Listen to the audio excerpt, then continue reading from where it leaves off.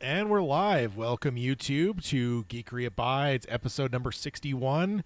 It is kind of a weird spot. We're in this weird crossover. We're on the other show. We're at 164, and this one we're 61. It's like, they're not far off. I mean, there's 100 there, but when you take that one off the front, it's like 61 and 64. Like, it doesn't happen very often. But, it's definitely one of those weird spots. We're in episode 61 today, where we are going to be talking about The Last of Us Season 2. And then also there's been a lot of news, obviously, because we've had 3 weeks since the last episode. So, a lot to cover. So let's go ahead without wasting any time and jump on in and hit the intro and get started.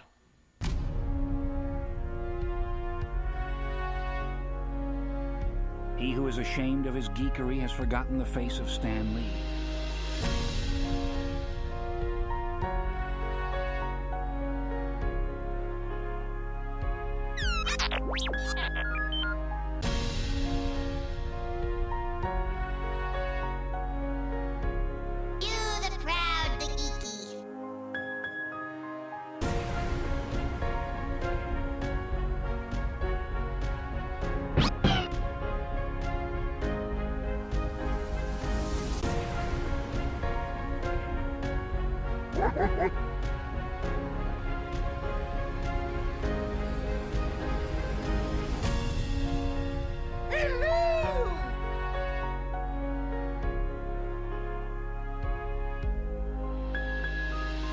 This is the podcast, Geekery Abides. Hello, welcome back to Geekery Abides. We are here with episode 61. It has been 3 weeks since our last episode. I don't know, there's no rust really, but it does always feel strange. Like, I feel like it's just started to like get a little twitchy like a week ago. I was like, shouldn't I be recording right now? So you're recording right now, because we've been doing this for nigh on 10 years now.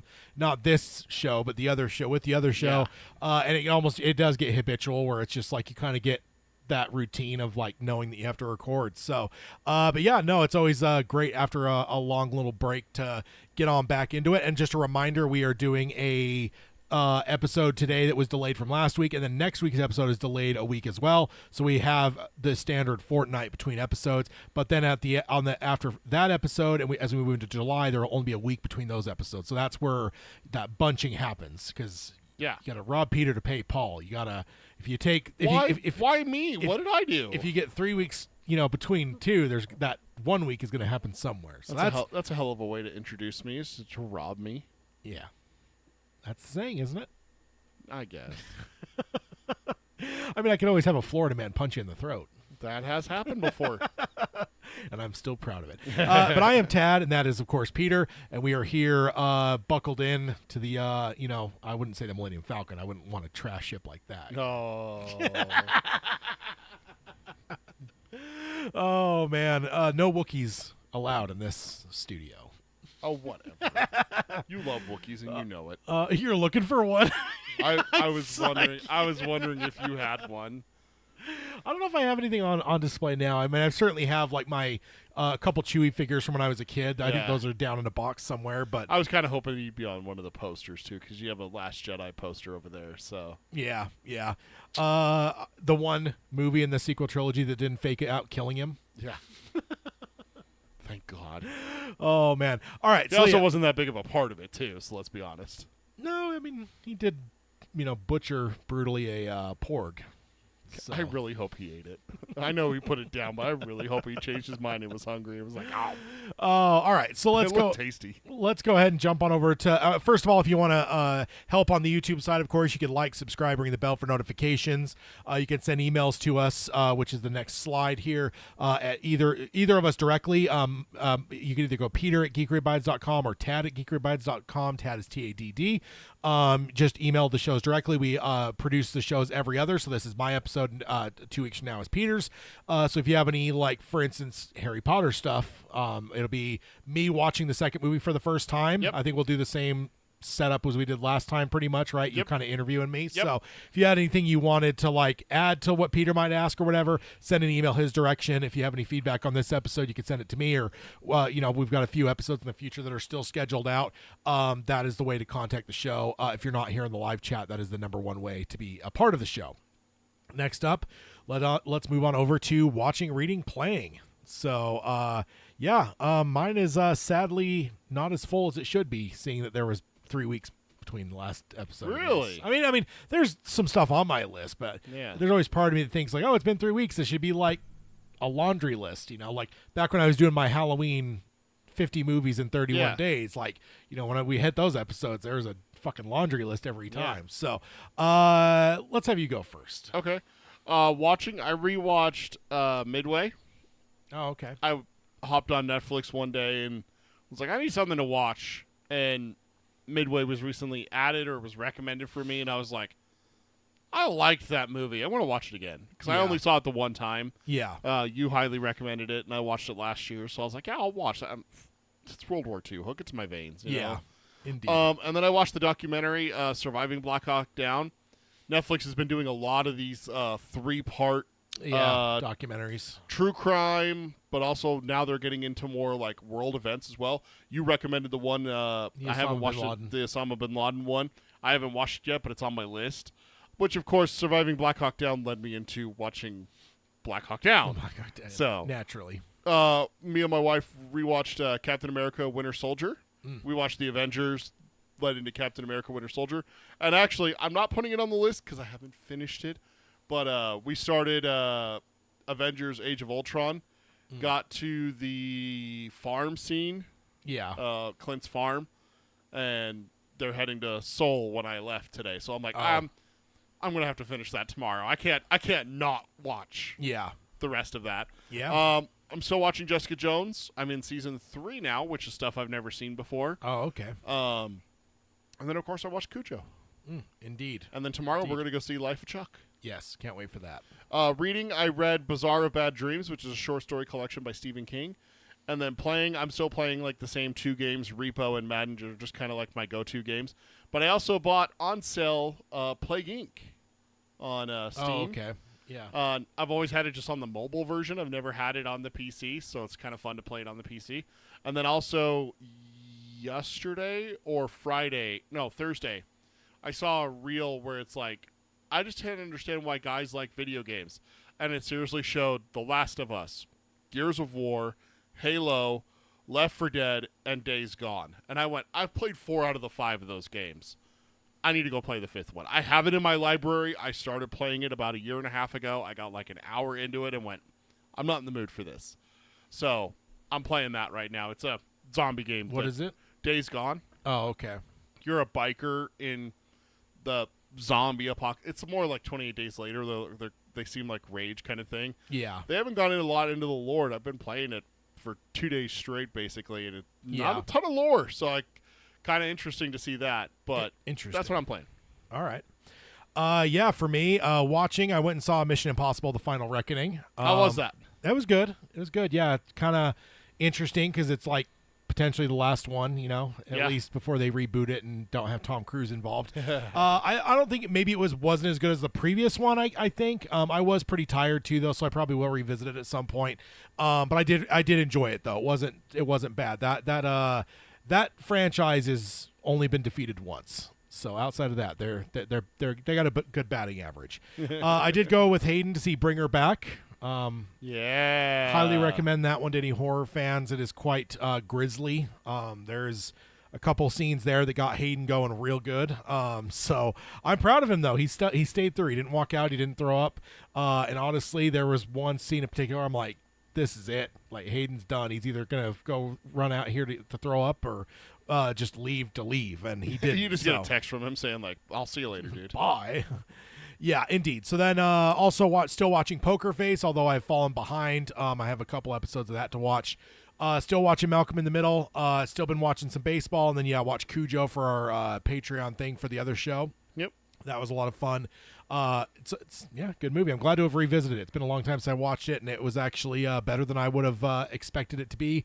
I've seen it before, but sometimes when you see a movie and then 20 years go by and you watch it again, you think it's really good, and then you watch it and you're like, oh, never mind. That wasn't as good as I remembered it. And I don't know why that had started breeding in my head that Cujo was just not as good of a movie as maybe I mean, younger Tad would have thought. To be But- fair, a lot of King adaptations have that reputation. Yeah. that they're not very good. No, so. but it holds up pretty well. That's so, good. And then reading, I did finally finish The Blood of the Prophets. I also read Never Flinch. And then I also one that I had heard about. I forgot Never Flinch. I did read that. Yeah, that's true. You did as well. And then, of course, the one I recommended you, or I heard about and I told you about, I did read Chaos, Charles Manson, the CIA, and the Secret History of the 60s. So Yeah. that was a really good book. Saw your So, post about that. That kind of blew my mind because, man, your Helter Skelter was a book that came highly recommended by you, and now you're like, that's garbage. yeah, I have no problem reading fiction, so that's what I'll say there. But it's a really good book. I highly recommend it. If you're averse to like conspiratorial stuff, just know that this guy is not at all a conspiracy theorist. He's a reporter. He was a reporter that went to write a thing for 1999 for the 30-year anniversary. Didn't get anything out because the article never ended up happening because it just grew to the point where it eventually became obviously a book. It was published almost in time for the 30-year anniversary. Yeah. So it took him a long time to do it. But he was very reticent to get into like conspiracy stuff, but it's kind of hard not to when it comes to when you start poking through that story. And then, of course, I'm still just playing MLB The Show 24. So long seasons in baseball, so Yeah. a lot to play. And I don't cheat either. I actually play every inning. Every inning. I don't. They actually have a thing in MLB where you could like set up like key points and like let me play like Yeah. this part of this inning and like They actually like- added that into Madden too. Oh really? Where you can play like a game in like 20 minutes, and it does like if you're a third down or if it's in the red zone or if your defense is in the red Yeah. zone, you can pick to play it, or you can even still skip those moments. Yeah. So. So yeah, that's all I'm playing still at the moment. So I do still need to jump on my computer and start playing some PC games. Yeah. I've got a shitload of stuff in my library untouched, so I gotta do that a little bit. But I don't know why. I just don't do it very often. It doesn't appeal to you yet, but once you start, I'll tell you. All right. So that is the watching, reading, playing. Let's go ahead and jump on over to the news. Got quite a bit, don't we? Yeah, got plenty of news here. The first one here, Superman rumors and Gunn says false. So this is like two built into one here. I love James Gunn just slapping down rumors. I love that he doesn't let them fester. Yeah, indeed. So there were some rumors going about the WB was meddling with the Superman movie after some mixed test screenings, including that they are making Gunn cut 20-something minutes of the film. Gunn was asked about it on socials, what the runtime was, and he says inclusive of credits and post-credits, the runtime is 2 hours and 9 minutes. And then someone asked him directly about these rumors, and he said zero truth to that, and they couldn't even if that's something that they wanted to do. It's a DC Studios film, so Warner Brothers is distributing it, but they're not. They can't. They're not the studio. They can't control it. Yeah, so gotta love James Gunn. Yeah, he's the head of that studio. Yeah. So Yeah, indeed. So, that's dumb rumors. It really feels to me like some people just want this film to fail. So, it's there's some certain fans of another rival company who probably don't want to see DC succeed at all. who? Marvel fans. No, Marvel. I mean, a bad contingent of Marvel fans. yeah. Hate DC. I ran into one the other I ran into one on my vacation. Me and my family went to Yellowstone week and a half ago, and that's part of the reason why we bumped the episode last week along with our company picnic day kind of thing, like we went to an amusement park.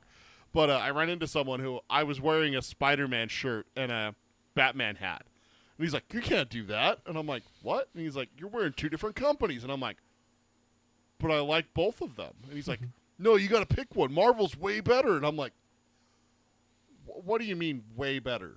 Like better at selling comics? Because they're comic companies first. Yeah. And so he just got kind of butthurt and walked away from me. And I was just like, I turned to my wife and I'm just like, what? Yeah. I mean, yeah, there are those people, but I would say that some of the negativity here might be more from the DC side. Yeah. Just saying. I won't mention any names. But we got some Snyder fans in the chat. That's not really in the chat. Not Yes, in- that's not in our that's- chat, Yeah, in their no, chat. that's kind of what I'm wondering. Next up, we've got some more James Gunn. James Gunn says he wants Peacemaker versus Batman fight. Oh, that'd be cool. Batman would wipe the floor with him. Cena and Gunn were at a convention called CCXP in 2025, which is in Mexico City.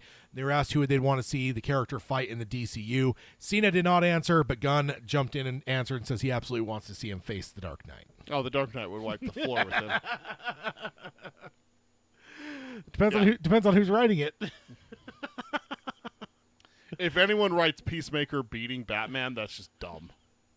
Almost like Batman beating Superman. No, it makes perfect sense why Batman would beat Superman.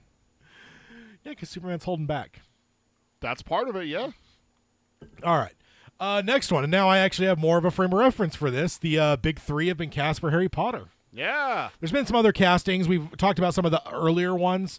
John Lithgow has been cast. Dumbledore. I actually don't think we've covered it, but Nick Frost was cast Oh, yeah. as the big biker dude. Hagrid. So that's kind of cool. A big biker A dude. great big bushy beard. A great big bushy beard. Speaking of Nick Frost, Yeah. he's great. I think there's a couple others that have been cast. I think Alan Rickman's character has been cast. Severus Snape, Professor Snape, has been cast. He's been cast. So there's been some, but obviously this is the big ones that people would be waiting on. Yeah. No surprise that they're all pretty much unknowns, actually complete unknowns. Harry will be played by Dominic McLaughlin. Hermione will be played by Arabelle Stanton, and Ron will be played by Alistair Stout. So, Okay. What do you think? I mean, obviously they're unknown, so it's not like Yeah. you know their filmography or anything because they pretty much don't have filmographies. But what do you think looks wise here? You're a reader, so Good luck. I wish you the best. One of the biggest complaints about Daniel Radcliffe getting cast over anyone else is that he had blue eyes, and in the books, it's very much called out that he has green eyes. I can't tell what color eyes that kid has, but I don't think they're green, so the bitching will continue. Yeah. The ginger looks amazing. Yeah. He looks exactly like Ron really should. yeah. Hermione is fine. She's supposed to have Her audition tape, Mm-hmm. apparently hers came out. Arabelle Stanton. Yeah. And apparently people are saying it's stellar. Yeah, Oh, yeah? just really good. Yeah. Yeah, good. So Hermione's described as having bushy hair and like bigger front teeth than fits her face. yeah. So she doesn't really have the teeth, but the hair's a little bit bushy there. She's got so- some actually. Like when you look at that picture a little bit, like she Yeah. doesn't have small teeth. That's all I'm saying. She doesn't have like cartoonish like Bugs little Bunny tiny. teeth, but, Yeah, but so she doesn't have like little tiny like whatever. So yeah, it's just I wonder if they're going to get the same treatment that the other cast of Harry Potter did, where they all freaking grew up to be fucking gorgeous. Every single one of them. yeah. There's the character Neville. You remember him, the kind of like dumpy boy. He gets his arm broken riding the broom. Oh yeah. If you look up the actor who played him, dude, what the hell? Yeah. He turned out to be like a freaking supermodel. Like Yeah. it's unfair. Like Yeah. when I look at 11-year-old me and I turned into this and he turned into that, it's like, wait a minute. Yeah, it's like the boyfriend from Scream 2 was he the chubby kid in Goonies? Yeah, something like that. Yeah, Yeah. something. And it's like obviously he grew up to not I saw one the other day of Butler.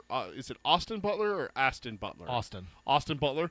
I saw one of him. I'd never seen the younger version of him, and yeah, awkward teenage phase. Talk about it. Yeah. And then look at what he turned into. It's like it's not fair. But so I wonder if they're going to follow that same thing. Harry has brown.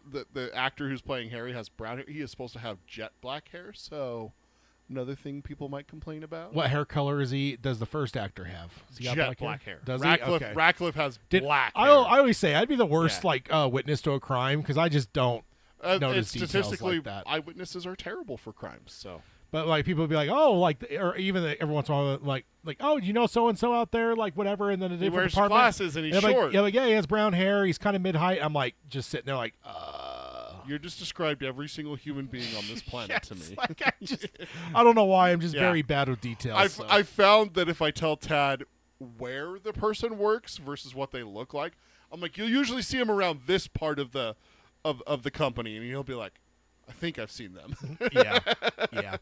yeah. So that's a big one. Obviously, that's cool. their lives are about to change in a pretty big way. Good luck.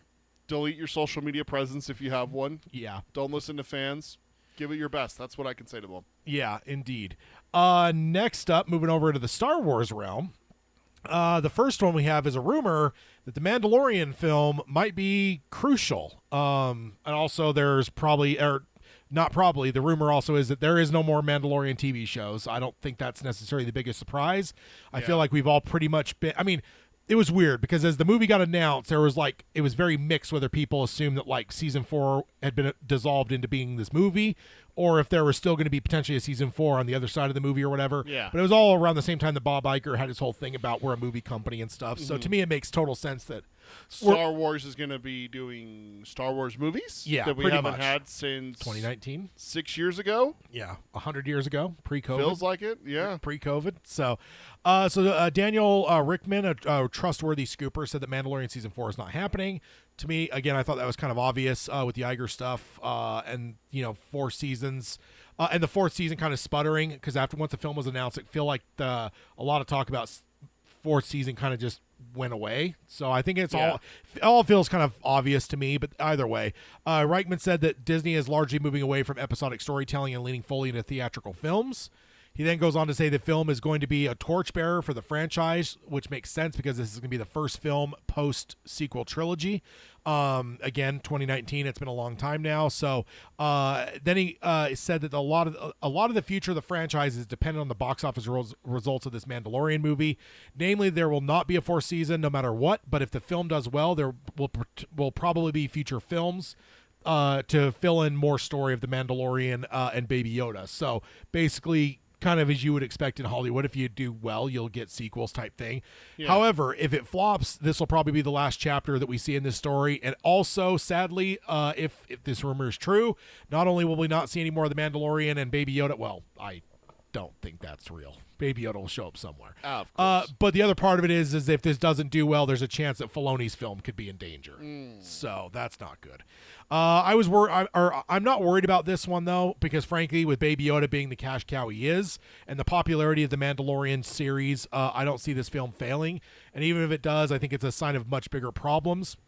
I mean, bigger than Star Wars, because honestly, like it just feels to me like it's almost every week there's films that are underperforming, and I'm just kind of wondering if like has Hollywood accepted the fact yet that the film industry is never going to be the same as it was pre-COVID?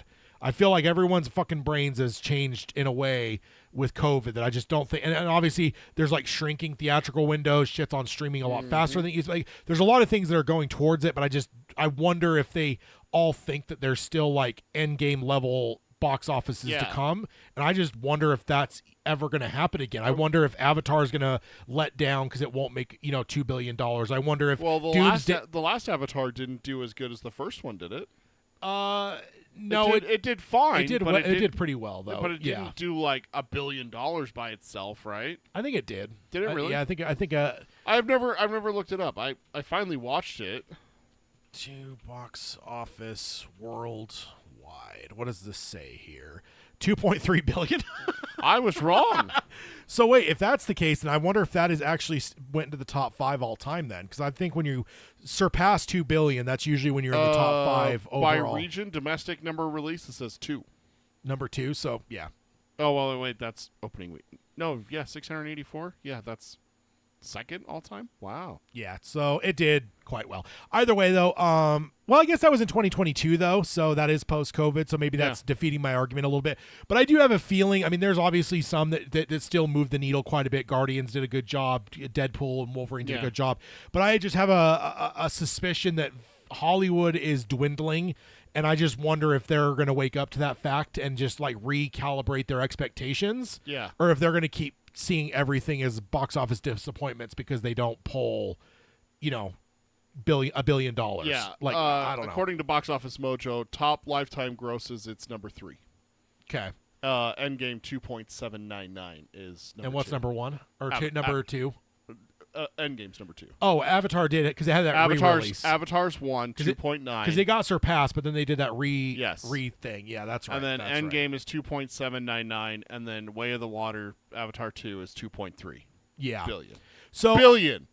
Billion. So I do think that if with the popularity of the Mandalorian show and Baby Yoda, and in fact the fact they put his name in the title, I honestly think if this doesn't do well, it is a sign of the future, in my opinion. Because if this can't succeed, and I don't mean this has to be a top 5 grosser of all time, but if this can't make some good money, I'm going to start questioning all of Hollywood. And it's like, you may have event films like Avatar type things or Deadpool and Wolverine. Things have a lot of built-in oomph, but it's like when you don't have that, I think we got to get to a spot where we start to discuss like, is our film ever going to make those kind of I think the filmmakers still have a hope because there is a few here on the top 20 that are post-COVID. Yeah. Super Mario Brothers movie came out in 2023. Okay, That's built-in on here. audience though. The It's Barbie movie's on here. Top Gun Maverick is on here. yeah. Inside Out 2, and then a Chinese movie, Niza 2, is on here. Spider-Man No Way Home, Infinity War, Yeah. and then The Way of the Water, Endgame. But again, No, those are all the Endgame and Infinity War. Sorry, are before. except for So- the Chinese movie, I don't know anything about. But outside of that, every single one of those are built-in properties. So for all the people that bitch about there's no original things, everything's sequels, remakes, there's a reason for that. So just Yeah, anecdotally, where's the most where's the top one that's not a built-in audience? I mean, that's the thing. Is like, yeah, how far down would I have to go? you'd probably have to go a little ways. Oppenheimer. Probably. I mean, but then again, I can make an argument that Nolan is It's a brand. Christopher Nolan brand. Yeah, so he's the Okay. brand. So like, So Hobbit, Pirates of the Caribbean, a Minecraft movie, Harry Potter, no, Lord of the Rings, Shrek, Shrek. But is that the first one though? Shrek 2. Okay, so Nope. it doesn't count because it's not the first one. Tad, I think you kind of got a point here. Like, if you're looking at the top 100 grossing of all time, I'm not seeing very many. Original movies. Wolf Warrior 2, that's probably another Chinese one. Inception. I don't know if Inception would be considered a Nolan. That's I think early enough on. That was like right in the immediate aftermath of The Dark Knight. Yeah. So I think you can maybe count that one because I think that's kind of one of the things that The Dark Knight and then Inception was the 1-2 punch that really made people realize like, oh shit, this guy is fucking for real. Yeah. Like this dude is like legit everything. Because I think it's one thing to be like, oh, he made good Batman movies, but it's like, hey, are you going to be able to do anything else? And I think Inception's the thing that opened people's eyes to like, oh shit, I'll go see whatever this guy makes at this point because like he did all these good Batman movies and now he's also done this. Like, Yeah. so that opens you up to Interstellar and all the other stuff that now Nolan's a brand, and Yeah. you can always tell that Tarantino's the same way. He's a brand. Like his shit Yeah. people go to because it's a Tarantino movie. Exactly. So So you're saying like none of the Disney Pixar films can count because it's just like the built-in audience. It's tough. I mean, you could maybe make an argument for if an original Pixar thing, but I think the argument can be made though that Pixar, just the name Pixar on it's going to bring. That's what I'm saying. Yeah, Because I'll tell you right now, going down, the first movie I see that's not that is E.T. the Extraterrestrial. Which is 40 years ago. 111th on the list. here, Tad. 40 years ago. And I might be missing something here, but Doctor Strange, The Dark Knight, Alice in Wonderland, Zootopia. See, like, that's the one that I wonder is something like that. Like, okay, the original Minions. But that's based off of Despicable Me. Despicable That's Me, kind of yeah. yeah, exactly. So I think Frozen, That I would say yes. the original Frozen, 24th. 20. Okay, so 24th. But again, 1.2 billion. there would be some people that might make the argument that the name Disney is going to float the boat. An animated Disney That's film. what I'm trying to figure But out here. I will like- give credit to that one because that is not built on. I mean, I know it's Sub-Zero's daughter, but like Yeah. it's not. Oh, I missed it. Jurassic Park is 39th. That one is. Okay, no, that one is- 100%. I mean, there was a book, but the book wasn't like It wasn't like world shattering. No, popular, it wasn't. So No, but I see what you're saying. Just kind of quickly going through this, and I know we're on a tangent here, but it's kind of like what we're talking about is that like where are their expectations and where should they be set? And Yeah. I'm trying to boost your argument because I agree with you. Yeah. I think that the executives are expecting an end game from every single fucking movie. And Marvel they're just, movie, yeah. No, from every movie. I think everyone is expecting to make money like Endgame did or Avatar did, and it's unrealistic for me. Yeah.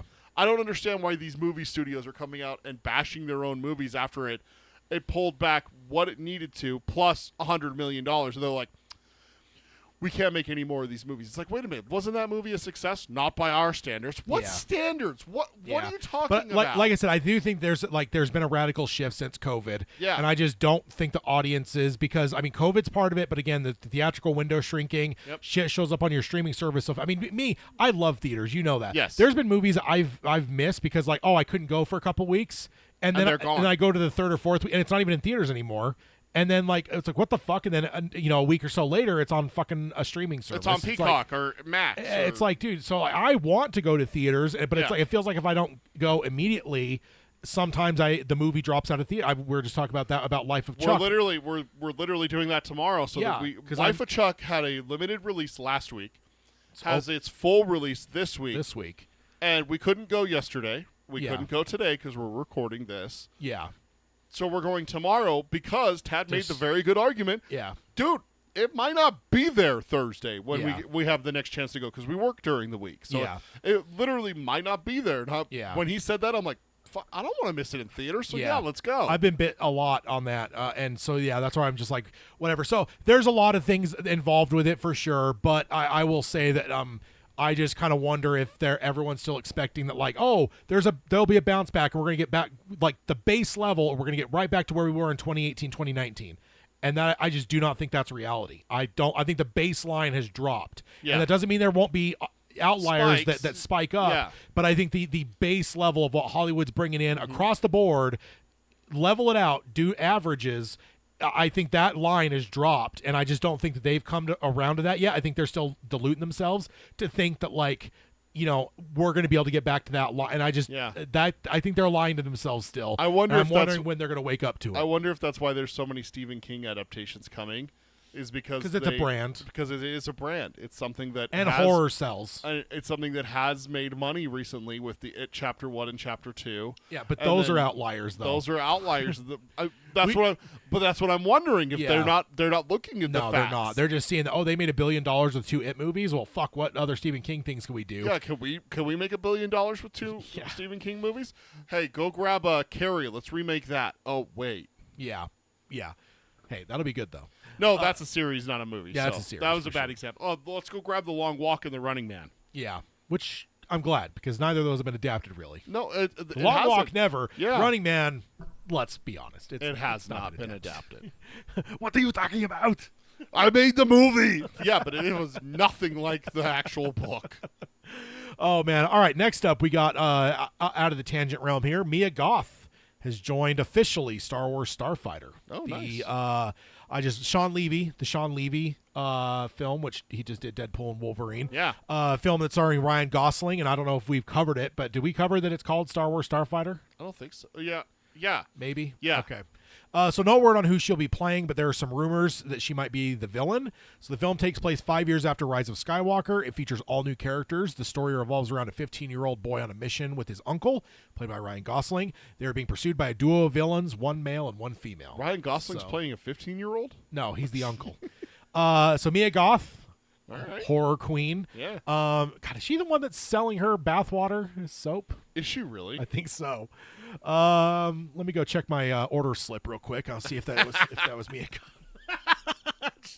Goth. She's great. No, I love her because she's probably one of the best modern horror scream queens. So just to see her crossing over into like the quote unquote, I don't know. I almost said legit, but that's very derisive of horror. But that was mostly a quote from Scream, where they were talking about Jamie Lee Curtis showing her titties. And he's like, she never showed her tits till she went legits. That's what Randy says about her. So, of course, I think horror is... Sydney Sweeney is... Oh, it's Sydney Sweeney. Yeah, that's right. Dr. Sasquatch collaboration. Another great horror yes. queen. I knew it was someone. I was like, wait, which one? Yeah, that's right. It was Sydney Sweeney, not Mia Goth. Yeah. Next... Don't want to slander anyone here, Tad. Yeah. Mr. Accuses me of slander every day. I mean, you do slander me every day, sir. And Randall Flagg, of course. Do not. So, I've never slandered you once, ever. Next up, we've got a rumor about the leadership of Lucasfilm once Kennedy retires. Yeah. So this is coming from the Hollywood Reporter. So Kathleen Kennedy is winding down to run as president of Lucasfilm, and she's likely and the likely replacement for her will, according to this rumor, is going to be 2 people, much like DCU, who set up with James Gunn in creative control and Peter Safran in charge of the business side. For Star Wars, the rumors are that Dave Filoni would be the creative master, which he's already in the creative role now, but it would basically be stepping up to like 2 people filling the role of Kathleen Kennedy. Yeah. And on the other side of it would be Carrie Beck on the production side, which she's been producing a lot on the Star Wars side. She's a great producer. So that would be incredible. I'm down. I'd say 100%. So quote, especially Filoni. Yes, 100%. So, quote, the current thinking is the scenario where Chief Creative Officer Dave Filoni and producer head Carrie Beck, both Lucasfilm vets, take co-head roles. Even as an arm of Disney, Lucasfilm remains in many ways a family business. And as a George Lucas protege, Filoni long has been considered a golden boy. So also, let me just give context. This Hollywood Reporter was literally like an entire article about Succession. Basically all of Hollywood right now is in a spot where there's a bunch of like major studio heads that are like older that'll probably be retiring, and this is kind of an article that was like very like Machiavellian, very like Succession or Game of Thrones, where it's like there's even some in this article that were quoted that were like legit like the person in charge. It's like these people under me better be getting very cutthroat, they better like prove themselves, and like this is very like crazy stuff. But like, and there was just like a small paragraph that covered Star Wars and Lucasfilm. Can you just, for the one or two of us who have never heard or seen an episode of Succession or know what it's about, tell me. I mean, Succession, like in like the like is it the phrase Succession, right? Is it a media company that they're in that? It's basically like, imagine if Disney and what is it? Is it Rupert Murdoch that owns like the Fox News shit, and he owns like a lot of like hardcore like right wing media stuff. Imagine if those two are one company. It's basically the head of that, and he's got a bunch of like ingrate children that all want to be his like successor, but they're all fucking idiots. So like a little bit kind of like House of Usher, where they're all just morons. Pretty much, pretty much. Okay. And so like, but the idea of Succession, like whether it be a king or whether it be a CEO, this whole article is just diving into like various studios where it's like, hey, almost all of there's not many studios right now that have stability where like the person that's in charge now is going to be in charge in 5 years, mostly because of age. Most of these people are in their upper 70s. Like Bob Iger just took over Disney, right? Yeah, and he's going to be, and he's that short term, right? So there's going to be a successor for Disney as well. So yeah, he's 74 years old. Yeah. So I get where we're going. So that's the context of this, but I'm mostly fixating on the Star Wars side or the Lucasfilm side because that's what that's what I'm more interested in. Yeah. And then here's another quote from this report. But the knock against him, Dave Filoni, is that he might be too steeped in Star Wars lore and risks steering a show into dense mythology that loses the broader audience, which I don't buy for a second. I can see where some might be like, thinking that on the surface, you're like, oh, he's a George Lucas guy. He helped with like Clone Wars and stuff like that. Yeah, he's going to be too indoctrinated to be able to do the broad stroke movie that is going to encompass casual fans or not even like real Star Wars fans and draw them in versus someone who's going to be telling a deep-seated Jedi tale and everything. And here's the next part, and this actually chaps my hide a little bit. I'm not a big fan of this. Quote, he's the Andor guy, or he's not the Andor guy, he's the Ahsoka guy, said one Disney insider. So, yeah. Go fuck yourself on that, whoever that insider is, because both those shows are great for different reasons, but that doesn't make them less Star Wars. Yeah, exactly. Like, I'm sorry, Andor doesn't exist if Star Wars doesn't exist. Like, let's just start off with that. That's one of my criticisms, though, largely of Andor, is I think it could exist without Star Wars. I think that could be just a straight sci-fi. If you pulled the Star Wars out of it, that 100% could be a now. Is it boosted by Star Wars? Yes. Is there a bigger audience because of Star Wars? Yes. We know what they're building and why they need the crystals and everything like that. But we know where this is going. Yes. So it's certainly boosted by Star Wars. But I've argued that since season 1, where it's like this could have been a show without Star Wars. It's kind of like what I used to tell you about The Dark Knight. Like, this could not have been a Batman movie. This could have been a Die Hard movie. Yeah, and it would have worked. Like, this didn't need to be Batman. Like, that's one slight criticism I had of Dark Knight, where it's like, is this really a Batman movie, or is this just like, and I know it is. I'm not, don't get the knives out for me here, because I do love The Dark Knight. It's actually the only one I really love of those 3 movies, personally. You need to rewatch Batman Begins. Dude, I'm going to put that on the docket. We need to watch that again. But I've said that about Andor since the beginning, is like, sometimes it almost feels like it's like Star Wars made for people that are ashamed to say they're Star Wars fans. Yeah. And like, as an absolute diehard Star Wars fan for like my whole life, I love Andor, but I do sometimes feel like there's a lot of people are, I hate Star Wars, but I do love Andor. And it's go fuck yourself, guys. I'm the even episodes, right? Yes. Well, yes, because I'm odd. We just got our episode for August 16th. Why boo? Forcing me to watch.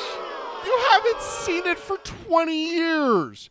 You just said the same thing about Cujo. I remember this being a terrible movie. It was much better than I remember. No. It's not that I remembered it being terrible. It was just one of those things where it's like I remember loving it as a kid, but as time has gone by, I'm like, I wonder if like that was just good because I was like 15 last time I watched this. And like, again, all the other Stephen King context, there's a lot of Stephen King stuff that hasn't aged well. And I just wondered if Cujo didn't age well. And turns out it aged beautifully. Also going on, Beck, who joined the company in 2012, knows the ins and outs, but neither she nor Filoni have much film experience, which could be mitigated by Kennedy's continued presence as a producer on a number of Star Wars projects, ensuring quality control in the short term. So that's kind of like, what's her name? She was in charge of Sony.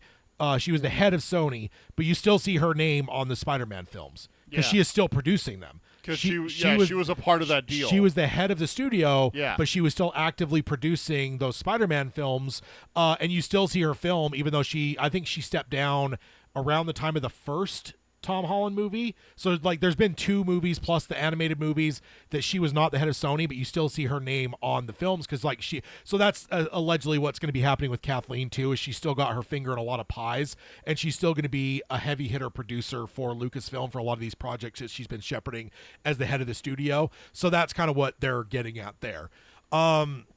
So my notes here, I hope it happens. The only hands better to be in charge of Star Wars than Filoni in my eyes is George Lucas, and that's never going to happen. So I do hope this happens. And Carrie Beck's been producing most of the shit that's been coming out. I mean, 2012, that means that she goes back. I think that she was hired before the sale by Lucasfilm, so she's been in the house. She was hired by George, and she's obviously been producing a lot of stuff for Star Wars. So I hope it happens. I think this would be great. Obviously, we haven't seen James and Peter's payoff for the DCU yet. We're about to see that in about a month, but I'm hopeful for that too, because sometimes you got to get experts, and sometimes like you got one that's a creative expert and one that's a producing expert. Let them team up. What is it? The old what was GoBots or no? What like Power Rangers? Like everything coming together to make a bigger. It's Morphin' Time. Yeah, exactly. I can definitely see the concern, as neither Filoni or Beck have a ton of experience on the big screen side of things, and we know that's the focus of the future, so I will at least give credence to that. But of course, if Kathleen's going to stick around, for the film stuff, like being a film producer, because she has said that too. She's like, even if when I step down from like being the president role here, she's like, I'm going to produce till the day I die. Like this is my life. Yeah. So like she's going to still be producing films, which is great because look at her filmography. She's produced some of the all-time things of our childhood, so she's incredible. E.T., as a matter of fact, you just mentioned one of the few things that were up there that were original, and Jurassic Park, I think she may have actually been a producer. She's been a long time partner with Spielberg, so Spielberg and Lucas. Yeah, so like I know for sure she did E.T. Jurassic Park, I'm a little bit so, but either way, yeah, she's got a lot. All right, so jumping on over, next up we've got Spaceballs 2. Yeah, is finally sounding real, because it is real. The context behind this, Mel Brooks said back in the early 2000s that, hey, they're making new Star Wars movies, we should do a new Spaceballs, we should do a prequel. And he's like, we'll do it. Guess what? I'm looking at my watch right now, it's 2025.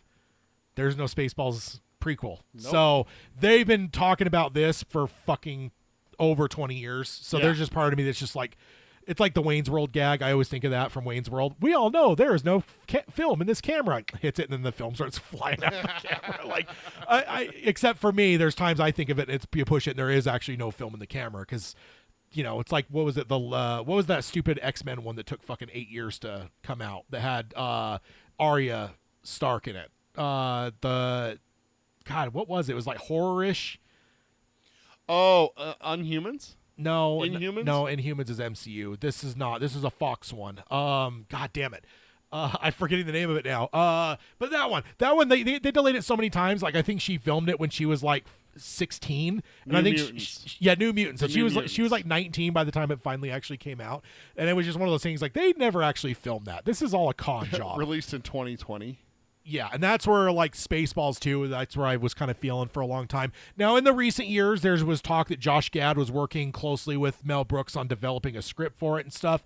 So there had been some idea that maybe this will be real this time, but still, I'll believe it when they actually start rolling cameras. Jesus Christ, the filming took place in 2017. Yeah, that's what I'm saying. Took 3 years for it to come out.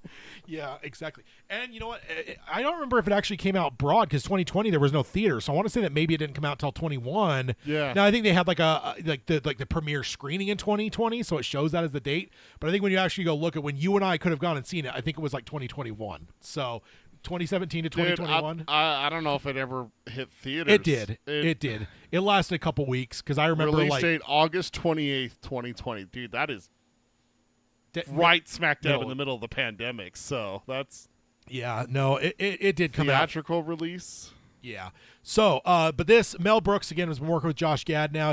Now it's been announced, and in the announcement video, which was pretty hilarious, by the way. You watched it, yeah? I have not. Oh, Hayden sent it to us. I know. I haven't watched it because I found out that I'm a terrible husband and my wife has never seen the first Spaceballs. So in the video, he pops up. Mel Brooks confirms Yeah. that he's returning as Yogurt. Yeah. So, also Bill Pullman is reprising his role, along with Daphne Zunaga is reprising her role. So you got the band's getting back together. Also, Bill's son Lewis Pullman has been cast. Oh, So- Century. And then Keke Palmer has Right, also that's- joined the film. That's his son, right? No. I I'm mixing up which one is his son. Lewis Pullman, right?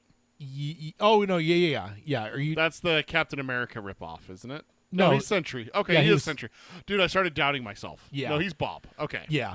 So and then Keke Palmer's also joined the film. Most shocking of all, coming out of a 28-year retirement. Rick Moranis. Rick I did see Moranis that. has confirmed that he will be. I'm so part of it. happy. Yeah, so he originally retired because his wife passed away, and he took Yeah. a sabbatical to help raise his kids on his own, basically. But then he did an interview a couple years ago where they asked, like, what happened there? Like, your kids are like grown up. He's like, you know what? I just realized that I really enjoyed not having the stress that Yeah. went along with being in film. So he's like, it was a sabbatical that turned into a thing where I realized, like, I don't miss it. Yeah. I don't miss any of it. So I just stayed. I love So that he's coming out. We need to. he's a what part is of it? our childhood, man. Darth Like, Helmet or whatever. Dark Helmet. Dark yeah. Helmet. Yeah, and I mean, Honey, I Shrunk the Honey, Kids. yeah, Honey, I Shrunk the Kids. He's been Little in it. Shop of Horrors, right? Oh, yeah. I've never seen it, but he's in that, right? Is he in that one or is am I always conflate that one and The one with the plant, the singing plant. Yeah. That's the one I'm meaning. he's been in a Not lot. the Rocky Horror Picture Show, If- but the Little Shop of Horrors. Yeah. God damn it. Yeah. Now my brain's broken. But yeah, that's really exciting for me. I That didn't know that he was Canadian. Oh yeah. Oh yeah, he's in Ghostbusters. Yeah. Ghostbusters, another one. The Yeah. Flintstones. Yeah. Oh yeah. Ton. His shit's a mile wide when it comes to his filmography there. Yeah. So, all right, jumping over to the next one here. Netflix is going a little bit stupid with Stranger Things schedule. I don't know if you saw this. I did not. So they released a trailer. I haven't watched it. Oh, they did? I didn't watch it either. Yeah, they did a trailer. And so they're basically doing the worst way to release something. They're breaking it up into 3 releases. How long do we have to wait? So the first one, November 26th, 2025. So the day before your birthday. Okay, day before Thanksgiving. The second batch comes out on Christmas. So that's a wait. Only a month. That's a month though, man. It's a Just month. do fucking weekly. Either do Netflix and be a fucking streamer and drop all your shit like you popularized, or do it fucking weekly. This fucking Karate Kid bullshit. They did the same thing with the last season of fucking Cobra Kai. Oh, did they? they? Just split it in 3 fucking drops over the course of like 3. That's why you fell behind with it, because you were just waiting No, for I all- didn't fall behind. I stopped. I'm like, I'm not watching until the last episode is available. Then I will watch because I'm not Gotcha. playing this game. I'm doing the same thing here. I won't watch until the last set drops. Give me all of it. The third one drops on New Year's Eve, so that's only a week after Christmas. Yeah. So that's not bad, but a month between the other, that's bullshit, dude. That's dumb. Why aren't they just Because they're dropping it milking all? people. They're milking people. Do they really get that much money by having people tune in? Like, I mean, goddamn. theoretically, that crosses them over one billing cycle for everyone. So that's pretty much the con. So Weird. yeah, I mean, in theory, I mean, if it was the first, then you'd have them for November, December, and January. Yeah. Because New Year's Eve, it says. So technically, it's December still. Yeah. So But you're yeah. not watching all of the episodes in one go, right? Oh, I will. Yeah, I did it for no, all. I will. I did it. Yeah. I did it for all. But yeah, it'll take a lot for me to actually watch until New Year's Eve. Do you even have Netflix right now? I do. Oh, okay. Yeah, I signed up around the turn of the year. I was gonna say that's one of the ones that you're like, I don't need this right now. Then they upped the price since I've been back, so it's. I will say though, every time I feel like I turn it on, though, I do find something. I did find like the Osama bin Laden Yeah. thing. I feel like I've watched a few things here and there, as well as that Chaos book that I read. Apparently, they did a documentary on that. I watched too. that. The Chaos one Yeah. for the Charles Manson. Uh-huh. Oh, okay. It was terrible. Wait, really? The documentary was terrible. Huh. Dude, it was like, wait till we tell you about this conspiracy. And I'm like, okay. And an hour and a half later, I'm like, you didn't tell me anything. Yeah. There's no conspiracy. It's just wild accusations. Like, I can't even call it a conspiracy theory. Like, I almost text you and was like, this is what you're ranting and raving about? And then I went and looked at the book and I read like some of the reviews of it. And Yeah. I'm like, they So- did a shit job on this documentary. Oh, that's fair. That's. And, well, the thing is, it's not broken up into 3 episodes. It's an hour and a half long. Oh, They didn't do it proper. I don't think. Watch it for yourself and tell me if I'm wrong. Yeah. Because you've read the book and I haven't. But honestly, that's the reason why I haven't pulled the trigger on the book. It's on my list. Because you were telling me how great the book Oh, was. it's incredible. And then I saw your status, and dude, Helter Skelter's up there with one of Yeah. my favorite true crime books. But apparently, it's not true. It's crime, Fiction crime is good. but it's not true crime. Hannibal Lecter's so, good. You know, Hannibal Lecter's a good yeah. read. So like, I'm curious about this chaos now. But after I watched the documentary, I was like,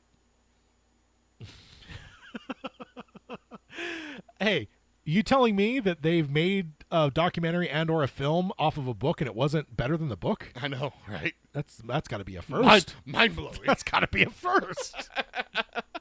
Oh, what's our other show called again? Dark Tower.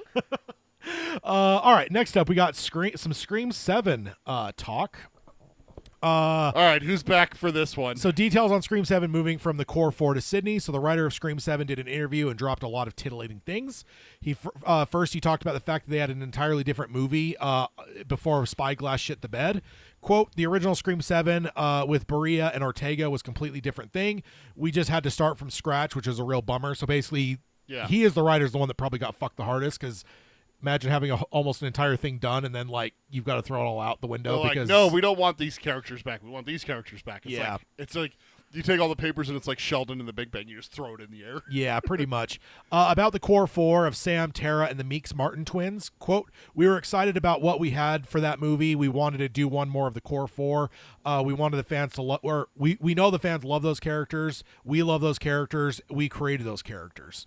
Then Melissa Berea was fired because of Spyglass being a piece of shit company, and Jenna Ortega quit because they were stupid. Originally, it was like, oh, scheduling conflicts, but she's since come out and basically said, oh yeah, like once Melissa was out, I had Yeah. no interest in it. So, And wasn't she fired for like something controversial? I mean, she made a statement, but like it wasn't crazy. It wasn't like a It wasn't like, hey, mothers, drown your children crazy. no, it wasn't. It was Okay. I won't say it wasn't slightly hot button, but it wasn't like what's her name from the fucking Mandalorian that was saying some crazy shit. What, the one that compared her online cyberbullying to the Holocaust? Yeah, To being persecuted like a Jew? It's like, yeah. ugh. Yeah, nothing quite like that. So he goes on and says, quote, we always wanted to do a Sydney movie, and so I was like, oh, all right, let's get into it, and why now? Why this one? I don't think, or I don't want to give anything away, but the reason Scream 7 had to be a Sydney movie because there's a really cool reason. So that's a little titillating.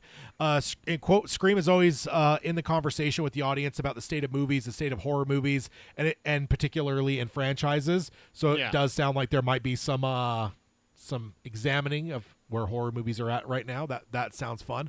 He pointed to legacy sequels like Halloween 2018 or Texas Chainsaw Massacre 2022 or The Exorcist Believer in 2023.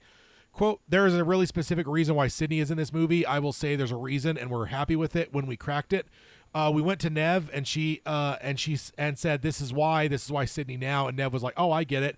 I pitched the idea to Kevin Williamson, this first two. He got it and then pitched it to the studio. And I'm really excited about that because Kevin Williamson's the one that invented Scream. He wrote the screenplay Yeah. Scary Movie that became Scream. Yeah. So this is his triumphant return to this franchise. He's never directed one of the films before. He was a writer early on for the first 3. He's always been like a consultant and shit. But for him to come in and fully direct, I'm really excited for. So. Yeah. The film also found a way to bring the Meeks Martin twins back into the film, despite it moving on from the core four to Sydney. Quote, I believe it was James Vanderbilt that came up with it, but it came up in an organic way, and how they would be in this movie. I don't want to spoil anything, but I will say it goes through Gail, and she is the connective tissue from 5 and 6 to this one, and she will be in this one. So can't wait to see Gail. At this point, she's the star because she's the only one that's been in all of them. So. Yeah. Now, it was dumb of them to lowball Nev and have her not be in any of them, but right now, she is the only one that is the last person standing in all the films. So it sounds fun. Can't wait. Can't wait to hear some more about it as we go a little bit further into production. Next up, Blumhouse has acquired Saw from Twisted Pictures. Ooh. There was a big rift between Lionsgate and the producers on the upcoming Saw film, and it actually got pulled. The plug got pulled on it entirely. Yeah. I think we may have even covered that, where it was actually on the schedule, I think, for this year, and they completely pulled it, and nobody knew what was going on. Sounds like there's a big rift between Lionsgate and Twisted Pictures. So now Twisted Pictures has handed off their side. They've sold their half of it. Lionsgate will still own the other half of it, but Twisted Pictures have sold theirs to Jason Blum's Blumhouse Studios. I like Blumhouse. Yeah, they're pretty good. So here's the other fun thing. Also, Blumhouse is bringing James Wan back to the franchise. Yes. So that's pretty cool. He started it back in 2021. Also, James Wan, the other one that's involved that has done a lot of work with Blumhouse, Lee Wanell, did the Wolfman. He did the Invisible Man. Yeah.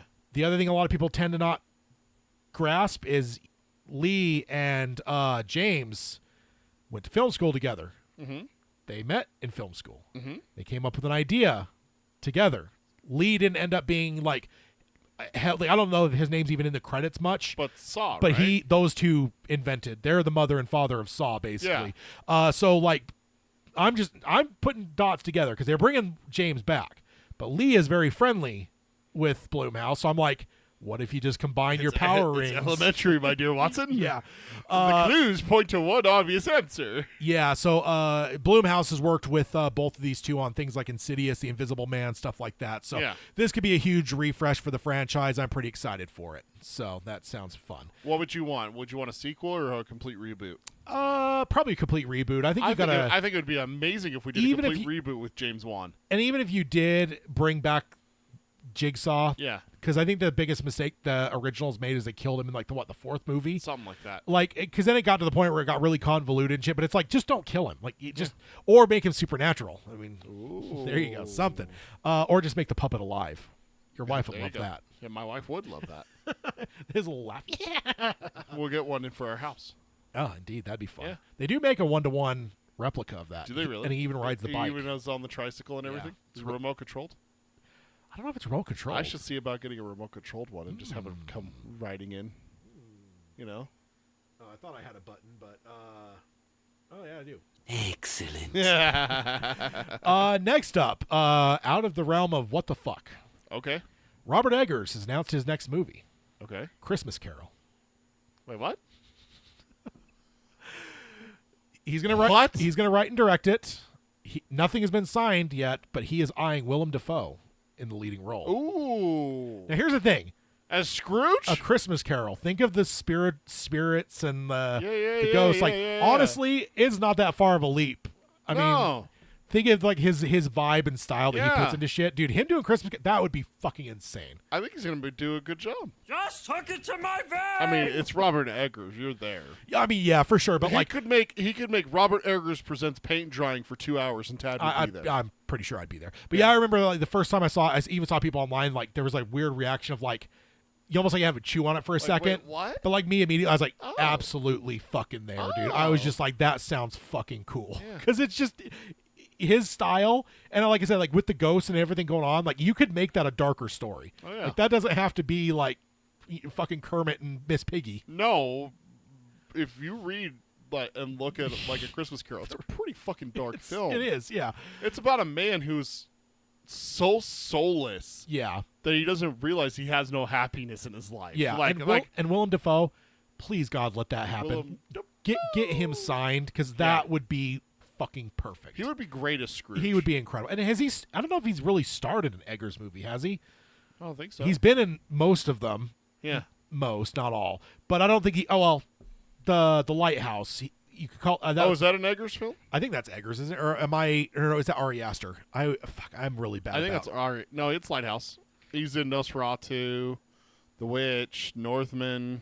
I love both those dudes so much that I sometimes so Lighthouse, It is, yeah. Pattinson and Dafoe are kind of co-lead, so if you count that, but this would be like full on Dafoe, which I'm all about. It's kind of like full Nick Cage, so I'm all about it.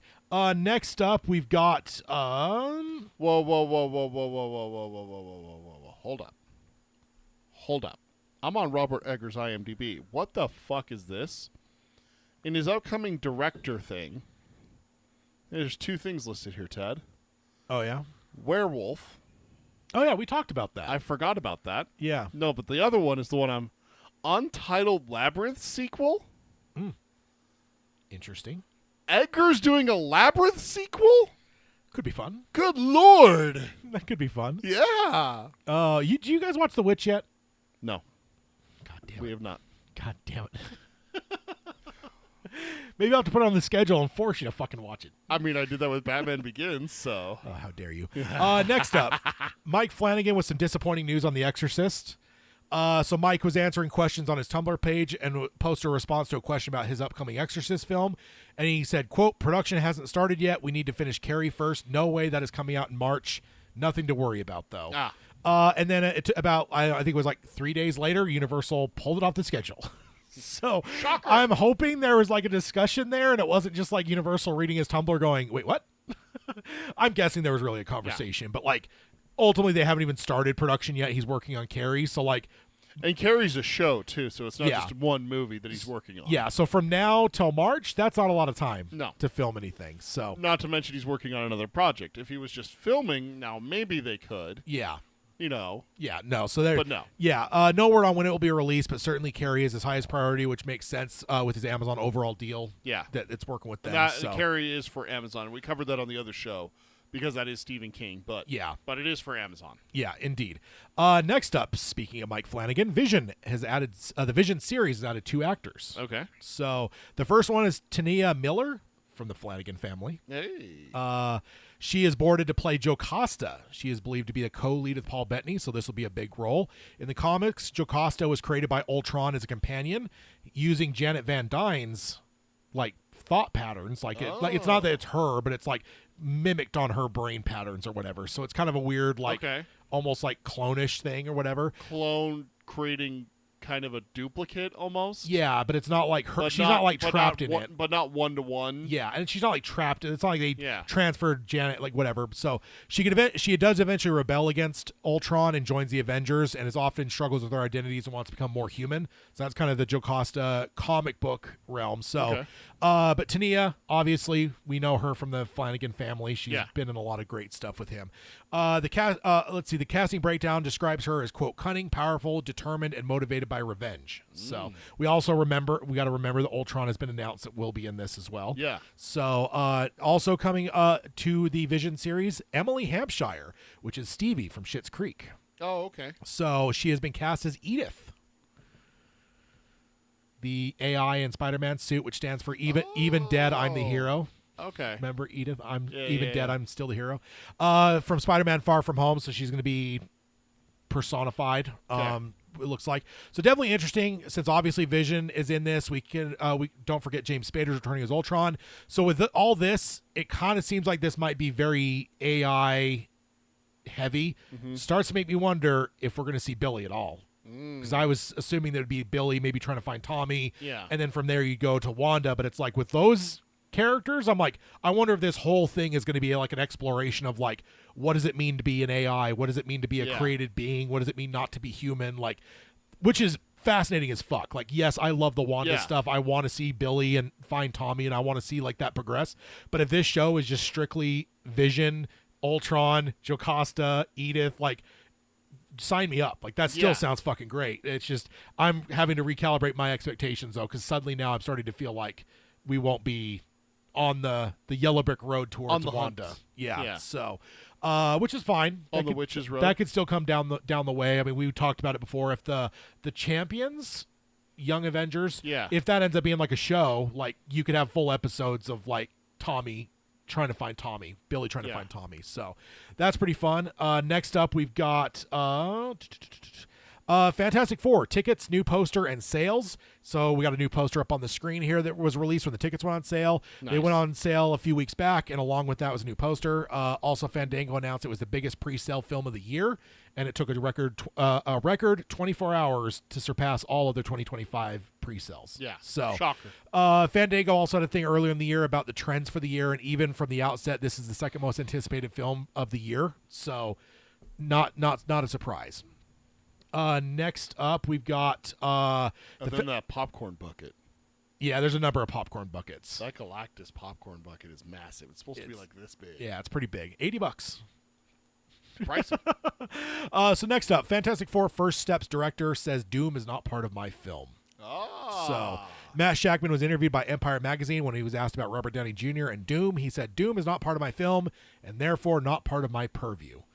So is Doctor Doom not part Now- of your film, or is Victor Von Doom not part of your film? Because he said Doctor Doom. No, he just says Doom is Oh, not. okay, So okay. here's the thing. Here's my caveats. It may also be that it's not part of the film proper, because we all know that a lot of post-credit Credit scenes are directed by someone else. usually directed by other people, and they whatever. So my still have my suspicions though, because I don't trust him. I don't trust any of these people. X for doubt. But in the chance that he's certainly not, if he's actually not in the film, he will be in the post credits. I guarantee it. There's just no fucking way he's not. So they could be lying to keep plot points secret, but also it could be a post credit scene, which technically are not considered part of the film. So that could be his like lie, right? I didn't lie. It's not part of my film. Yeah. I didn't direct that. I didn't direct that. Yeah, the Russos directed that. So that's kind of my. Although I am still doubtful, there's still part of me that wonders if Shackman is lying to us here, and we will indeed see Doctor Doom as a bigger part of the film. So next up, earlier reactions for Fantastic Four First Step sound glorious. It is being called quote a straightforward comic book movie that doesn't seem to be hampered by trying to play it safe. Also, one person said that it played with cosmic horror angles and it felt Lovecraftian.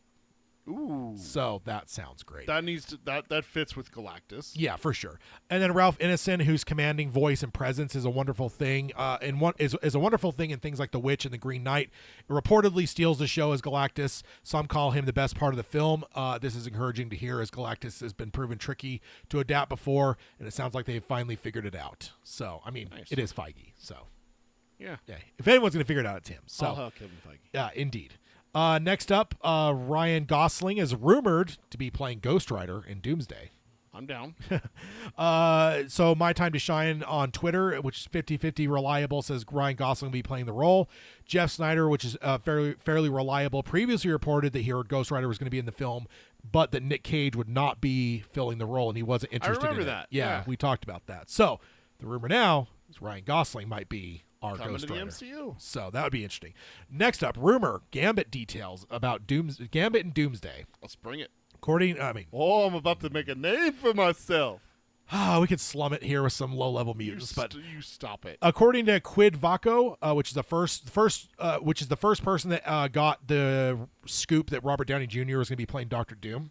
So I remember we covered that, and it was like, dude, this is fucking batshit. There's no way. And like an episode or two later, it's like, what the fuck just happened? Robert Downey Jr.'s Victor Von Doom. So, quote, in the Avengers Doomsday, we will discover that Gambit from Deadpool and Wolverine, his universe is the same one that Monica Rambeau arrived in the post-credit scene of the Marvels.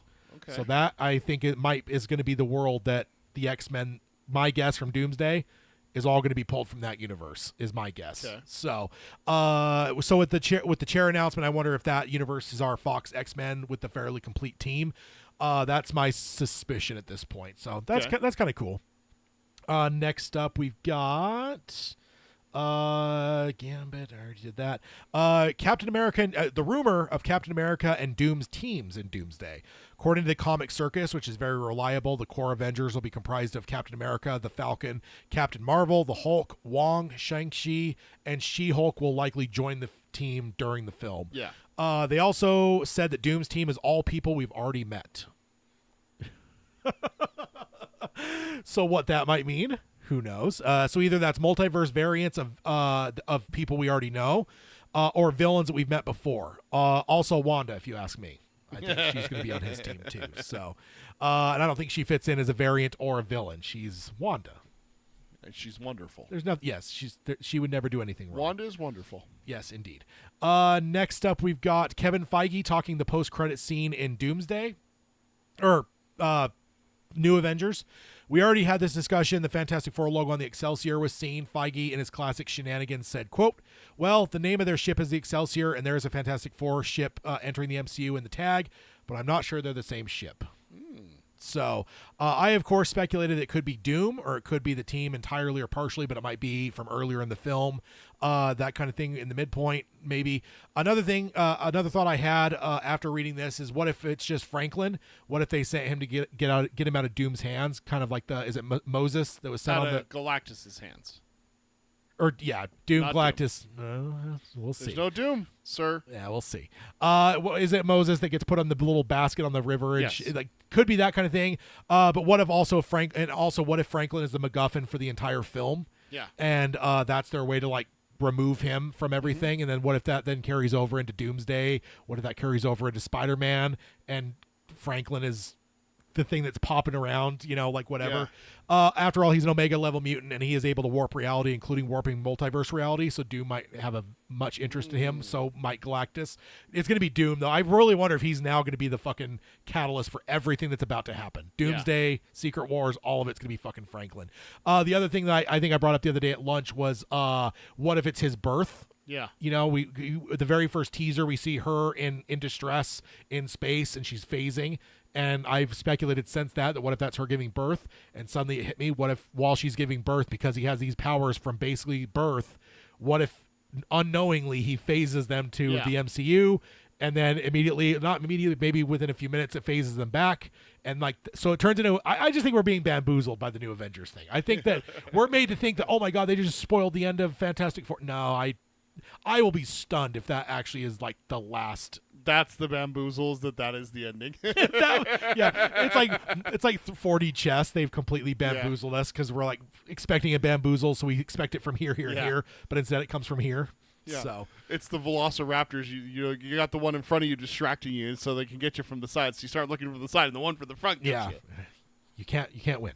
Next up, rumor about Ryan Reynolds' Marvel movie, which I don't know if we've discussed before, but he is indeed working on a movie in the MCU. As a director? Creative. Actor? I don't know if So Ryan Reynolds is working on a new Marvel project. I'm not sure if we've covered that yet. The rumor now is it's going to be an X-Force style team-up movie that would include Deadpool, Wolverine, Cable, and Storm. Oh. So Ryan Reynolds has said that Deadpool will be taking a back seat and will serve more as a supporting role with the spotlight on other characters. That all jives with what this would be saying, because it would probably be Storm, Cable, Wolverine as the bigger parts, and he's just the lesser part of the team. Those are 3 X-Men and Deadpool.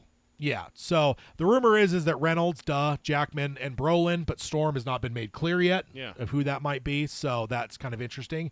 And then we got a couple left here. The last one here, second to last, the rumor that Bryan Cranston is coming to the Marvel Cinematic Universe. I hope so.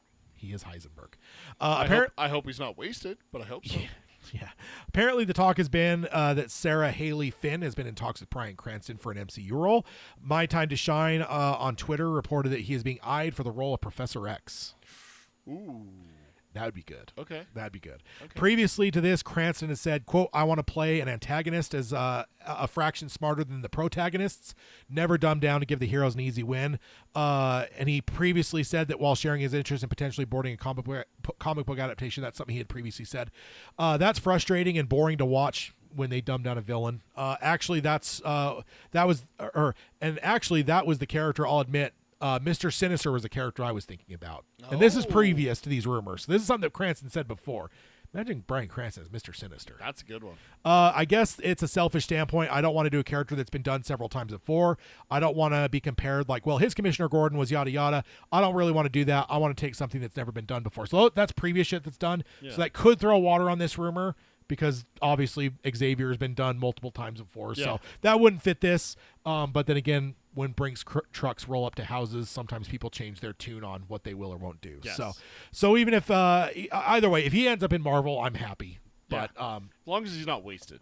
Yeah, Marvel's not wasted a lot. They've done some. I think it's usually villains that That's what I'm talking just about. don't cast him as a villain. We'll be Yeah. okay.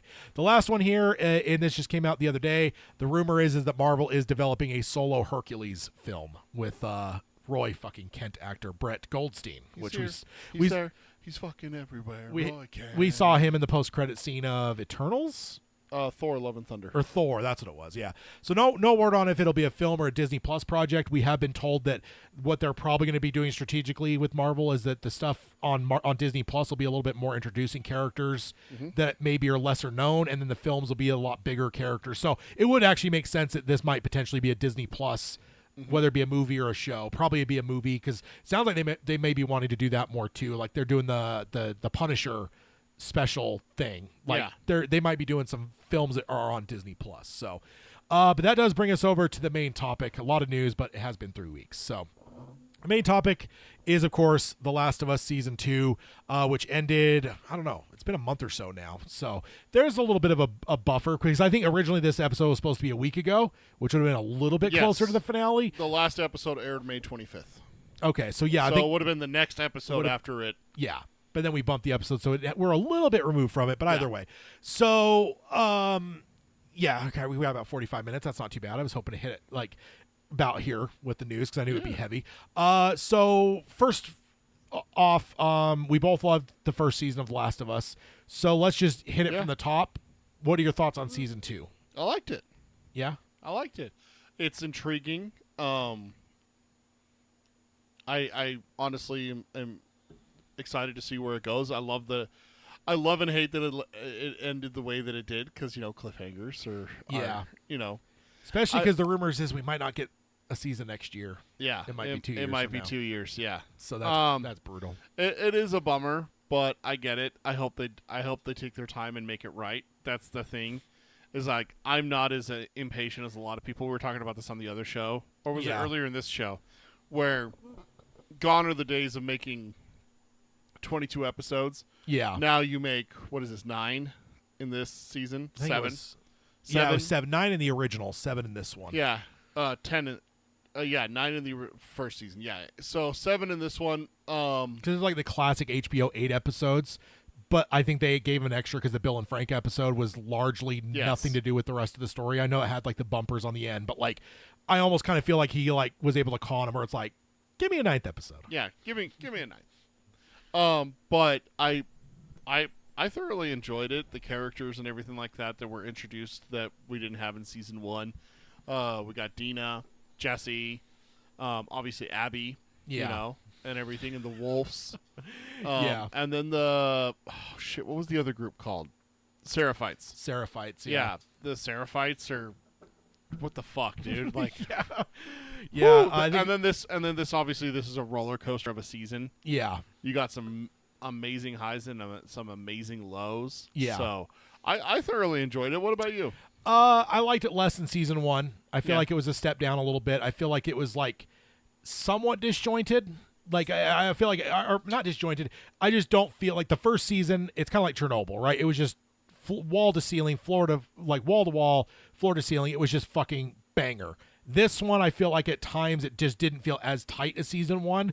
But I think part of it is that they're adapting the second game across allegedly 3 seasons. Yeah. They're confirmed for another season, but we had that a couple episodes back. We had like a creative, I think it was a producer or something that said, not Craig Mazin, but a producer that said that they would need a 3rd season to fully tell everything. But they don't want to go past the video games because there is no Last of Us Part 3 Yes, yet. and Craig said that. He's like, I'm not doing anything if there's no more game. And he's like, and honestly, I think he's kind of done once they finish out what's here. Yeah. Even if they do a 3rd game, I'm not sure how interested he is. Yeah. Because he probably wants to go do other things as well. So, yeah, I think it was a step down from season 1, but I think that might be part of it, is just the fact that, like, and I also find it kind of strange. I don't know anything about the games. I played a third of the first game. I don't know if I'll ever play the 3rd game or the 2nd game, to be honest with you. I don't think I will either if I have to play as Abby. Yeah, I don't know if I could do that. I might just commit suicide over and over with her, just like, oh, look, there's me dead, there's me dead, and there's me honestly, even if I had just played the game and not seen the show and had like the built-in like, love of Joel, I think I would have fallen in love with Joel enough in the first game that once that scene happened in the games, I would have turned. Once I found out that like she did it and I was going to play as her beyond, I would have shut it off. I don't think I could do that. There's a level of hatred for that character, and there is nothing that they can do to make me see her side. so- there is so- nothing they can do to make me empathize with her. So that's the big question, right? Is like, how do you feel about Abby, and how do you feel about her like motivation, and is it justified? And good everything? motivation, well written, brilliantly acted. Love the character in that sense, but in terms of like put myself in the world and like, she's in Carmody level for me. Like just in the level of just one of the worst characters, and like there's just nothing redeemed. And I get the arguments where it's like, how is this any different than what Abby or Ellie's about to do? Right? She's about to do the same thing that that she's already done part of it. kinda I mean, like she's- full on revenge. She's Like killed, she's killed 3 of them. no, I mean from the point of like the death, like early on, I guess that's what I'm saying. Yeah. From the moment of like her dying, like even though like the rest of the game, in my mind, if the show didn't exist and I was just playing the games, even if I understood that the rest of the game is Ellie doing the exact same thing that Abby just did, I still would not.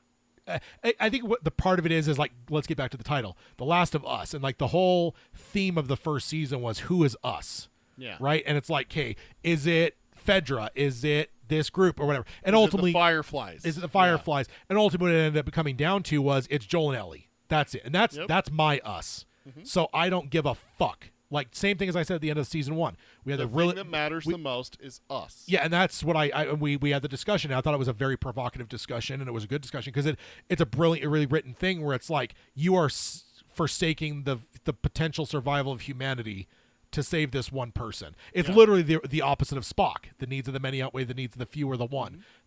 But I don't care. That's my character. Yeah, 'cause that's here's the thing.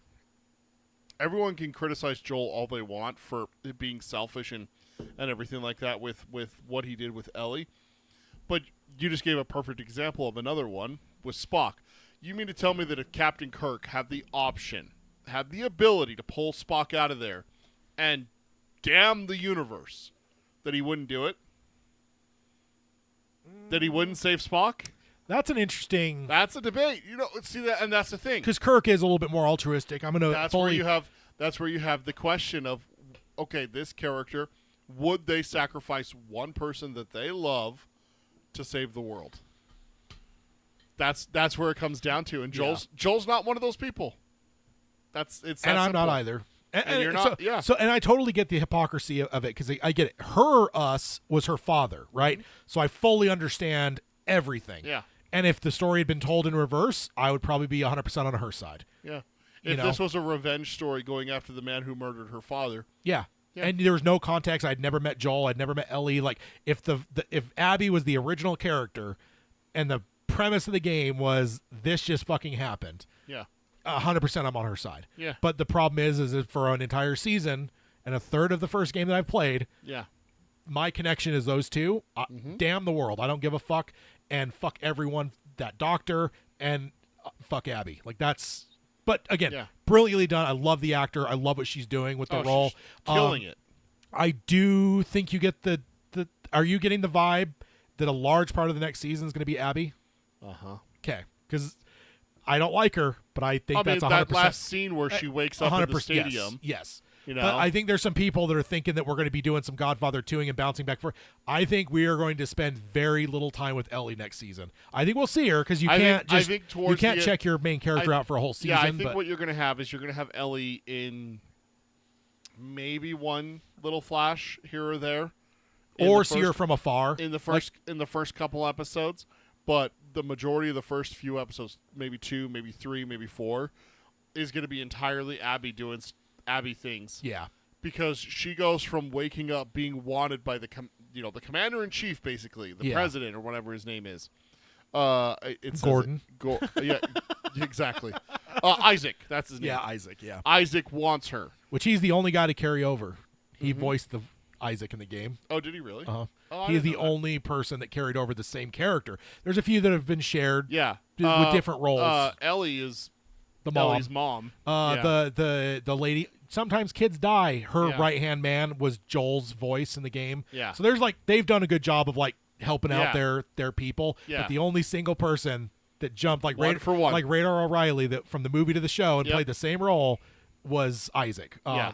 I'm blanking on his name, but Jeffrey Wright. Right. Yes. Yeah. So that's kind of a cool trivia thing, but But seeing her wake up in the stadium, knowing that she ends up in the aquarium, we're gonna be following wherever the fuck she is, whatever the hell she's doing, and everything. So, I think that's gonna be very interesting. Yeah, but also it's gonna be like, and then later in the season is when you're gonna have. Okay, we're going to have to show the conclusion of what happened in the we're going to come back to that moment, but now with the added context, and maybe I'll change my mind after I see the next season and be able to play as Abby. Maybe. But right now, there's no fucking chance. I don't know if and I knew way before. I actually, because I'd always got, there's like osmosis in pop culture, and I've heard the name Abby since the second game came out. Yep. And I've always just assumed that Abby would be the love interest of Ellie. And I think because I knew you played as them both. So I'm like, oh, okay. Like love interests, like, two young girls that are in love. Like, that makes and sense. you play as them both. Like, wonderful. So then as this season went and like it started playing out, I was like, wait, what the fuck is going on here? Who's this Dina chick? And like, and it's just like, and then like, and then it hit me. I'm like, I know you play as Abby. I've heard enough to know you play as Abby. I play as her? Yeah, I'm like, no fucking way. The comparison has been made by me a couple times now that'd be like if I had to play as the rat in Red Dead. I just spaced on his name. Micah. Dude, I'm telling you, if Red Dead 3 comes out and I have to play as Micah at any point, I will literally just be like finding every single possible way to die. Rockstar, if you're listening and you think about it, dude, don't. The whole game is Micah. I won't play it. I won't. Oh man. So I will say another thing that just came to mind as we were talking about this. I know I'm stepping back a bit. Another little issue I had is I feel like I didn't feel anger from Ellie the whole time. Yeah. I felt like she was just kind of like the rage I feel like we should have with her. Like, doesn't mean that she can't have her love with Dina. There's not other things going on. Yeah. But I feel like there's got to be like a driving fucking like Roland-esque driving fucking anger behind her that I almost didn't feel like I was seeing through most of this season. You know what's funny is that I actually loved that aspect of it, and I noticed that as well, is that there was times where she like doubted herself or doubted her mission. Or doubted, like, once the baby's known, I'm okay with her doubting. Yeah. To your point, when you're saying doubt, that just sparked, because when she finds out that like she's pregnant, that should change her perspective. But like the day to day, she's not going to be a walking Terminator every second of every day. Like, I'm out for revenge, strolling down the road and everything like that. No, it comes and goes. It's the thing is like it's grief. It's what it is it's grief, and so. I love it because they did it once. I don't remember the context, but they did it, and then Dina mentioned something, and it reminded Ellie of Joel. Yeah, and it hit that button, and you saw that, dude. You saw that switch flip in Ellie, and when it and that is what I love, because people that love you and people you love can pull you out of that darkness. They can pull you from that. So it was really well written for me to see Ellie be her normal self, doing the.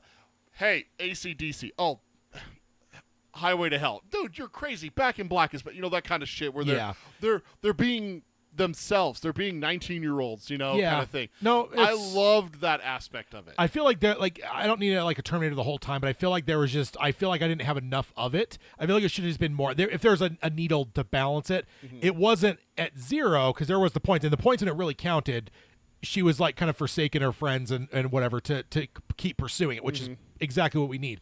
But I would have just liked that needle turned up a little bit more to where you saw some like determination, because I feel like we've seen it in the first season. I'm trying to remember when and where, but there were times where she was just like, she was set on what she was going to do and nothing was going to stop her. And like, I just expected more of that this season. That was just small criticism. It didn't like ruin it. I love this season. It was less than the first season, but it wasn't not like I didn't enjoy the hell out of it. And I love this world. It's building a really cool story, a cool world. I love Bella Ramsey. I've loved her since Game of Thrones. She's killing it. Yeah, she's doing great. I'm not as fond of the structure either. Again, especially if it's going to go over 3 seasons, because if we're going to spend most of the time with Abby, and then it's going to take to the 3rd season to finish. It's weird to me that you could go through the first game in a season, but you're going to take 3 seasons to the second game. Again, I've not played the second game, but like game longer though. I don't know, but like 3 seasons, man. Like, that's wild to me. It just because even if it's 3 seasons, but are you telling me that you couldn't have maybe spent 2 seasons on the first game then? Like, I know they did a great job, Yeah. but are you telling me there's not stuff in the first? If you played the first game, is there shit Yeah. they cut out of the first game potentially for time? To where, like, could they have made 2 seasons out of the first? It just feels Not really. It feels imbalanced. It feels like So I just looked it up. How long is The Last of Us Part 1? How long is The Last of Us Part 2? The Last of Us Part 1 takes most players around 15 to 20 hours. The Last of Us Part 2 takes 24 to 43 hours. So I think the second game is substantially long. I think it's Okay. I think it's Red Dead 2. yeah, You know, it's made at a different time. That's it took, fair. You know, and everything like that. So maybe it says main story about 24 hours for Last of Us Part 2, but it says the same thing about Last of Us Part 1, main story, 15 hours. okay, So when you're adding that much, so maybe there is more in Season 2. And honestly, it makes sense if you have 2 characters versus one set. I mean, Joel and Ellie are a pair. They're hand in hand. They don't really like have anything where it's separate. yeah, They do little things that are separate, you know, here and there.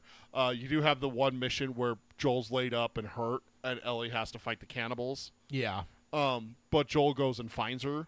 yeah. So you have that for the entire game of the second game. So maybe that's why it needs to be stretched. Yeah, I mean- and honestly, let's already look at it. This, I know you said Bill and Frank's episode is the extra episode in Season 1, but it is an episode shorter.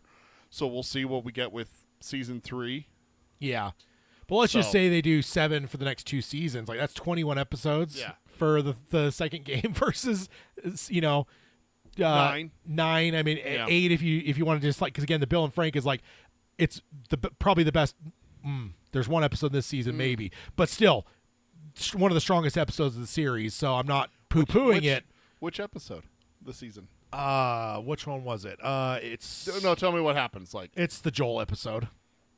the first one? No, we're Later. the flashback The one. it's The called- the porch. The Price is what it's called. It's the sixth episode of the season. It's the second to last one. Yeah. Yeah. That one is that rivals Bill and Frank, if not surpasses it to me. That was such a. I was hoping you would say that. That And- was such a good fucking episode. And here's the other like criticism I had is when that episode hit, my immediate thought when the credits rolled on it was this show doesn't work as well without Pedro. No. Because the rest of the show it just felt so much lesser than what the first season did. Mm-hmm.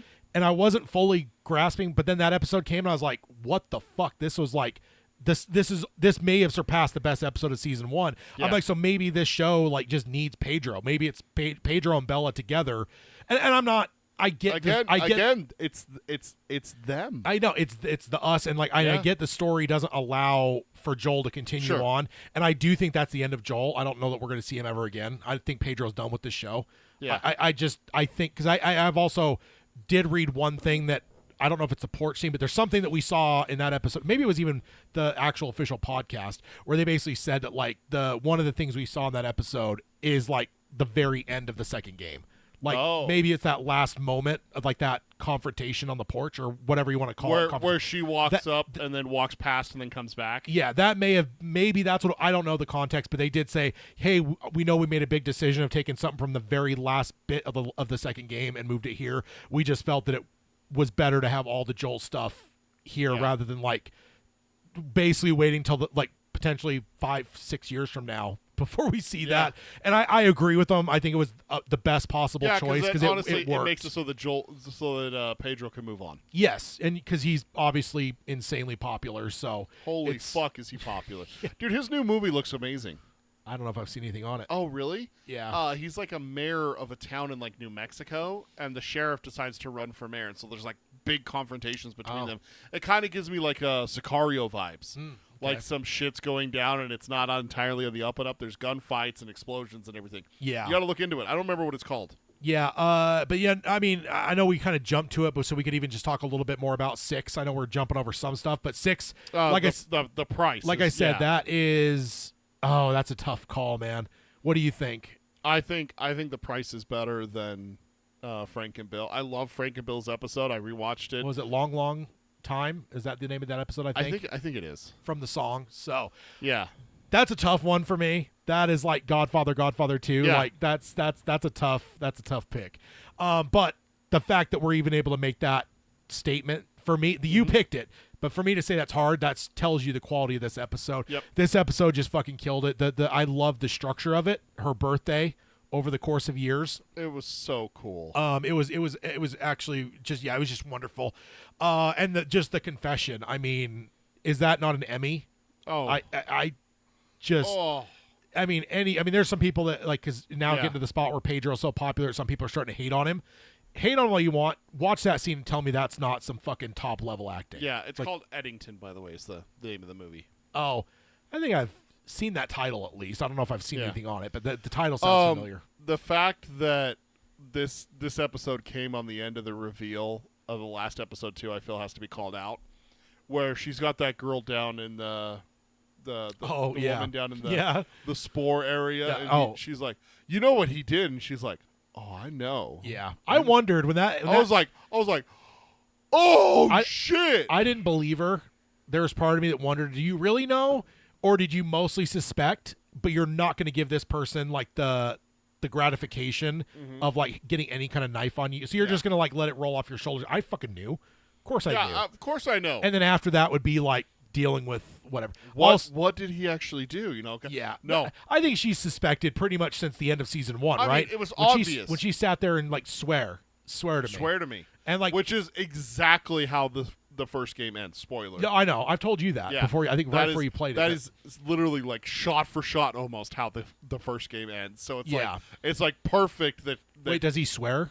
Yeah, oh yeah. Okay, but that's the end of the game. It's not her calling it out and then they make you wait till the next game. No, he's like, I swear. She goes, okay, and they head towards. But it's like Jackson. even like the way Bella played that in season 1. I may have even said it in the episode when we covered that, however long ago.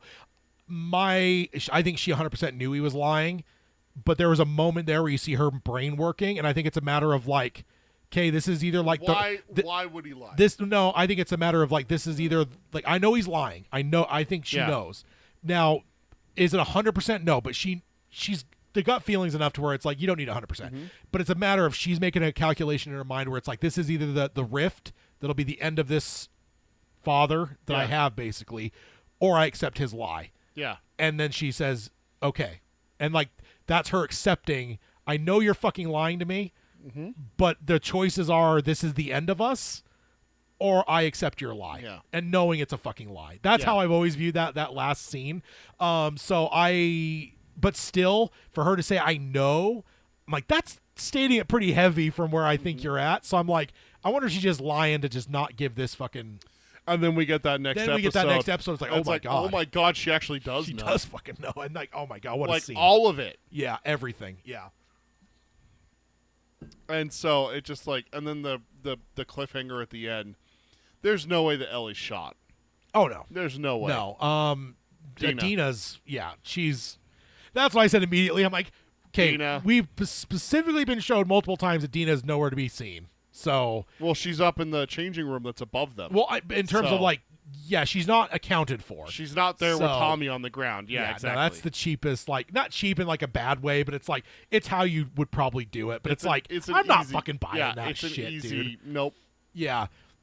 It's just, there's just certain things when it's a bamboozle, and like, I knew immediately. I mean, there's no way. If it were, I would give Craig Mazin a kiss on the lips of like, you're a fucking genius, because just like bow down. We're not worthy. Because it's just, there's no fucking way that I thought that was real. And if it was, and I don't know anything about the game, so maybe it's in the game. So maybe I should give Neil Druckmann the credit. But if it is truly Ellie getting offed, dude, what kind of fucking balls would you have to do that? Right. And they've done it already. I mean, but the other thing that's funny too going into this season is like, I told you at the end of the last, I'm like, I thought he was dead at the end of the first season. I was like, just the way storytelling works, he is all about, she's just cargo, but then he grows to love her. Yep. And then he sacrifices himself to save her. Like, it's just, that's how these stories work. So like when the season ended and the credits rolled, I was like, he's alive. But I was like, he's dead quick in season 2. Because Second Yeah, episode. there's just, and I think in the game it's very early. From what I understand, there's people that were yeah. like, "Wait, it's not in the first episode." Like, and then when the second episode, like, "Oh, okay." I was wondering why the fuck it wasn't in the first episode. So I think in the game, I think okay. it's very, very early, if not one of the first things that happens. But I think that I think they even mentioned in the podcast where they're like, "We thought about it, but we just felt like it might be too much to hit people with that in episode 1." Yeah. So we let. Well, you get the fracturing of Joel and Ellie in episode 1, where she Yeah. doesn't want anything to do with him, and she's Yeah. all pissed off at him over we don't know what. Yeah, I and mean, everything. I assume because it's like one, she's a teenager. Yeah. And two, it's like she ultimately knew he was lying. At some point, that is going to cause. That's what I assumed. Of course, we end up finding out that wasn't That the was case. not it. So, Nope. but that was my assumption. Is like, Which is brilliant storytelling Oh, to make yeah. you think one thing and then it's something else. yeah, So. it's like, hey, look at this hand, bam. Yeah. Yeah, look at my right hand, smack. Oh, look at my hand. I'm going to hit you with my other hand. Which Smack. now, Yeah. now they were mentioning it though, Gail, played by Catherine O'Hara, Oh, yeah. she's a fucking goddess. Yeah. She's just insanely good. Oh, yeah. And dude, that scene with Ellie, I wanted to kill her. Like, I love Ellie. I just said I don't care to kill the world for her, but I wanted to fucking strangle her in that moment. Because Yeah. I'm just like, come on, man. Like, You know better. come on. You know better. Yeah, it's like, come on, kid. Yeah. I will say, I think I told you this early on. I don't know if it was after episode 2 or even after episode 1, but when she was treating him all shitty this whole first episode, I was like, I hope he dies without her getting any kind of recompense. I hope she dies with knowing that she's being a fucking cunt to him. Oh, to Joel? Yes, to Yeah. Joel. I'm sorry. Yeah, and I know we just skipped from Gail to back to Ellie, but she just drove me nuts because I get it's the teenage thing, but that's why I don't have kids because I don't have to worry about Yeah. it. But it's just when she's being this like the absolute fucking worst human being to him, I'm like, I hope he dies with you not being able to resolve this. I hope you get to live the rest of your life knowing your last moments we're treating him like absolute dog shit. Yeah. That's just because maybe I'm a terrible person. But. No, I mean, hashtag Ted is terrible. So. It's just because it's just one of those things where it's just like I'm siding with him so much. Like maybe I'm empathizing with him more, to where I'm just like, again, I have it in the back of my head where I'm like, Joel's gonna die. There's just no way this show Yeah. goes to the end of this season or the end of the whole thing and Joel's still alive. I haven't looked up spoilers, so I didn't know for sure. But it's just one of those things. Like narratively, Joel just feels like he's kind of there to then not be there. So Yeah. but there was just I was like, I had some bitterness to her because I'm Oh, like, yeah. quit being a fucking prick, dude. Like just stop. Like, just stop it. You have no idea what he did for you Yeah. and everything. And even that's- if it was the anger because you've got more proof in some way, not full evidence, but enough proof to know that he lied to you in that moment. So Yeah. that's like a fundamental betrayal of the relationship. So maybe that could cause the rift. I hate to break it to you, Ellie. Parents lie. Yeah. Yeah. If you live to find out with your son or Yeah. daughter with Dina, I'm gonna break it to you. You're gonna lie to that kid. Yeah. Like, it happens. Yeah. You have to lie to a But child. I think the thing is, though, and I think where her beef would come from is I don't think she views herself as a child. I Yeah. think she wants to be viewed as an equal, which fits a kid at that age, right? She wants to be seen Yep. as an equal Joel, and we're a team. This isn't father and daughter. We're 1 and 2. We're Yeah, it's us against the I- world. I would, and- I would understand that argument, except for the fact that her actions say otherwise. Her words might say that, but her actions say otherwise. Where she definitely looks to Joel as a father figure, oh yeah, for and sure. if you're going to have him as an adopted father, then fucking respect the chain of command that he is Yeah. your father and everything. That's the part that drove me nuts with Ellie. But teenagers are terrible. through it, of course, they're teenagers. So Just the worst. I'm about to find out here in a few months. we so. were both there. I think about it all the time. I'll remember I certain was like, things. I'm like, wow, God, I was a I piece of shit. was an asshole. And I'm like, I guess the parents probably understand that Yes. teenagers are that way. Because they were also teenagers at one point too. Yeah, so that's where it exactly. comes down to, is like, it's a matter of like breaking the cycle of not just, pummeling your kid every time they're a little prick. Yeah, It's helping them understand, hey, you're being a little prick. yeah. The problem is that in this dynamic, Joel really has a hard time doing that because Ellie has a really big trump card here. Yeah. Hey, remember when you murdered everyone and made it so that I couldn't save the world? Yeah. Yeah.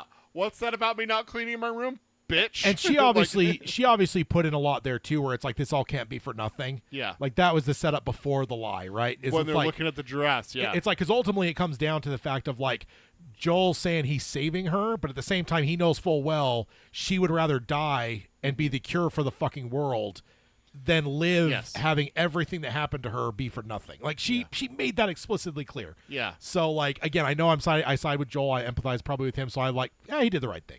But it's like at the same time, I could fully see where it's like, no, you didn't do the right thing. You probably. I think it still comes down to the wording that what's her name, the lead Firefly says. Oh yeah, she wasn't in this season, obviously. But no, well, they had a flashback. Yeah. That paid off that scene a little bit, Yeah. didn't they? But yeah, I'm blanking on her name. She's the one that yeah. Yeah, she's the one that's injured and has Joel and the girl, the lady that he's with. getting all hazy on the first season. Oh my now. god! And I just rewatched it last month too. So and because she asks him about her after she died, right? Like, what was your guys' relationship? He's like, you never ask me about her or whatever. yeah, Maureen? No, I think Maureen is the Firefly lady. is that okay? Shit. But anyway, dude, and I lost my train of thought. God damn it. Let's see, Joel's partner. I went to the Tess. Tess. Yeah, Yeah, Tess. Oh yeah, Marlene, is that her Marlene. name? Yeah, that's right. It's Marlene for sure. What did I say? Maureen. Yeah. Maureen. It's Marlene for sure. But I think it still comes down to how Marlene words the thing. We gave her the choice. Yeah. She never says that in the game or in the series.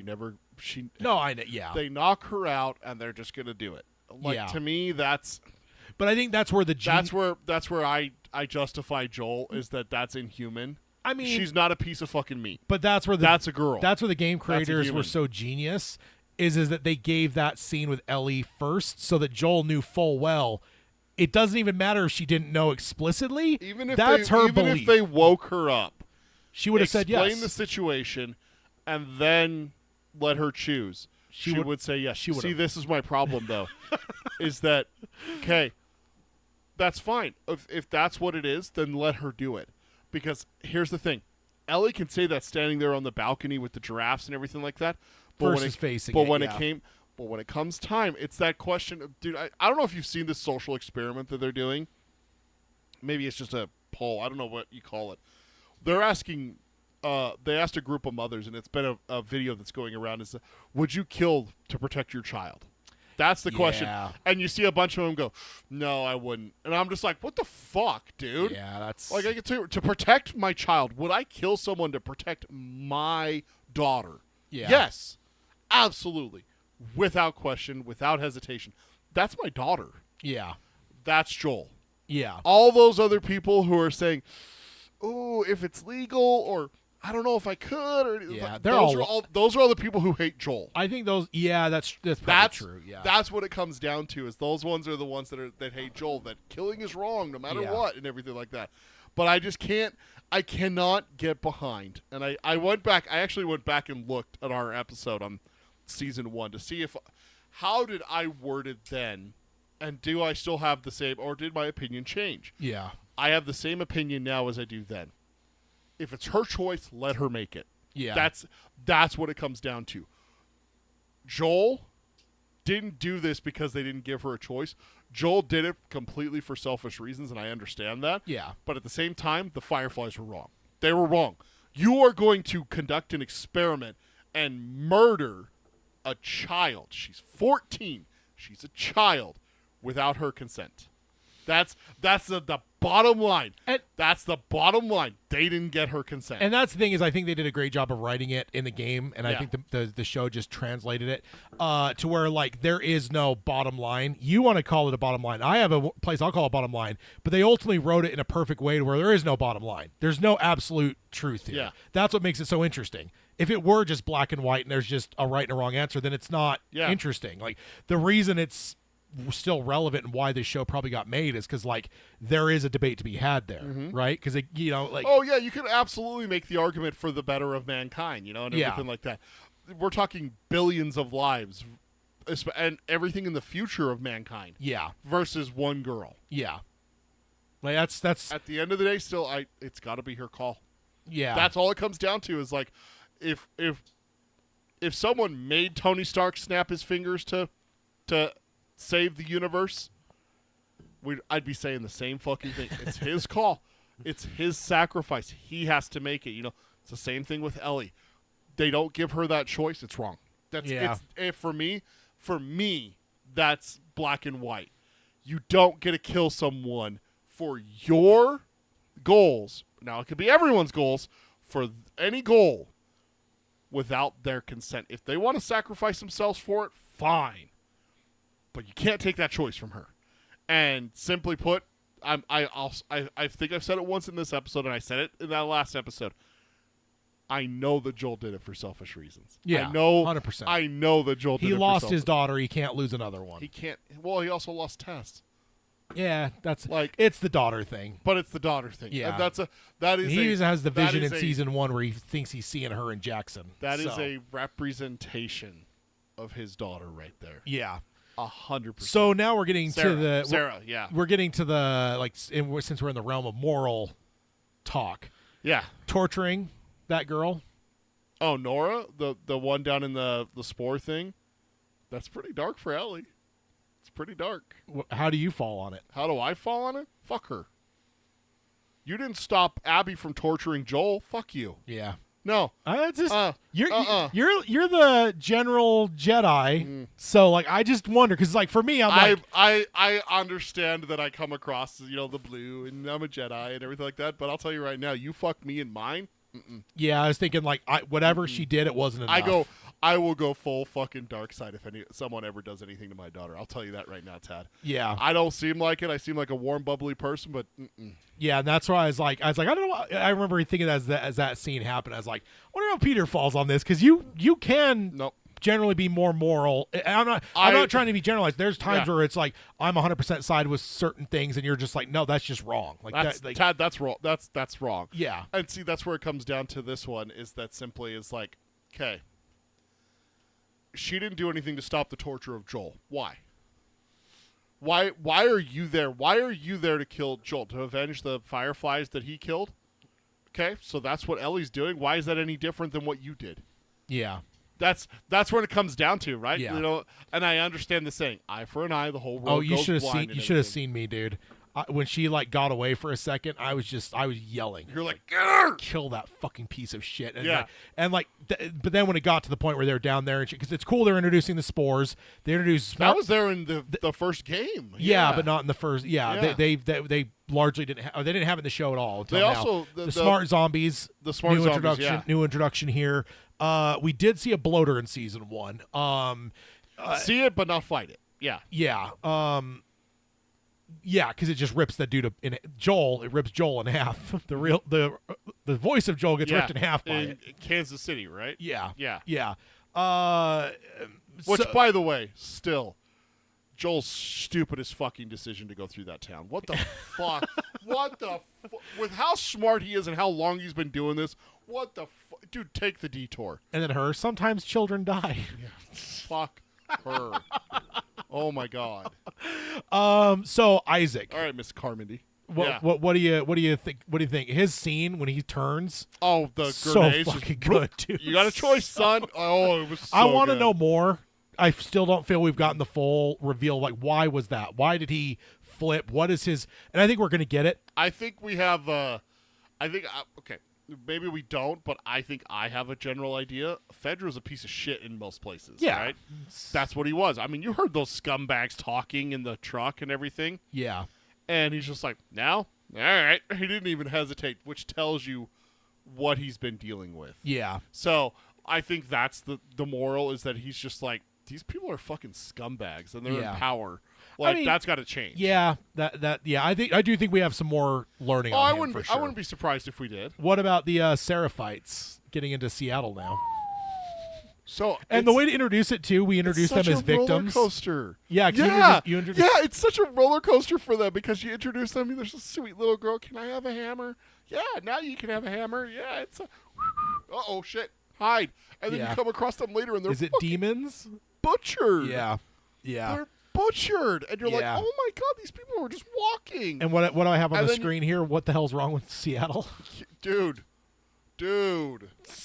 Like, we've seen. That's the garden. We don't go into the garden. Okay, why not? Oh my God, they're Hannibal Lecting that guy. When they stopped, when they were chasing and they stopped, I'm like, uh-oh.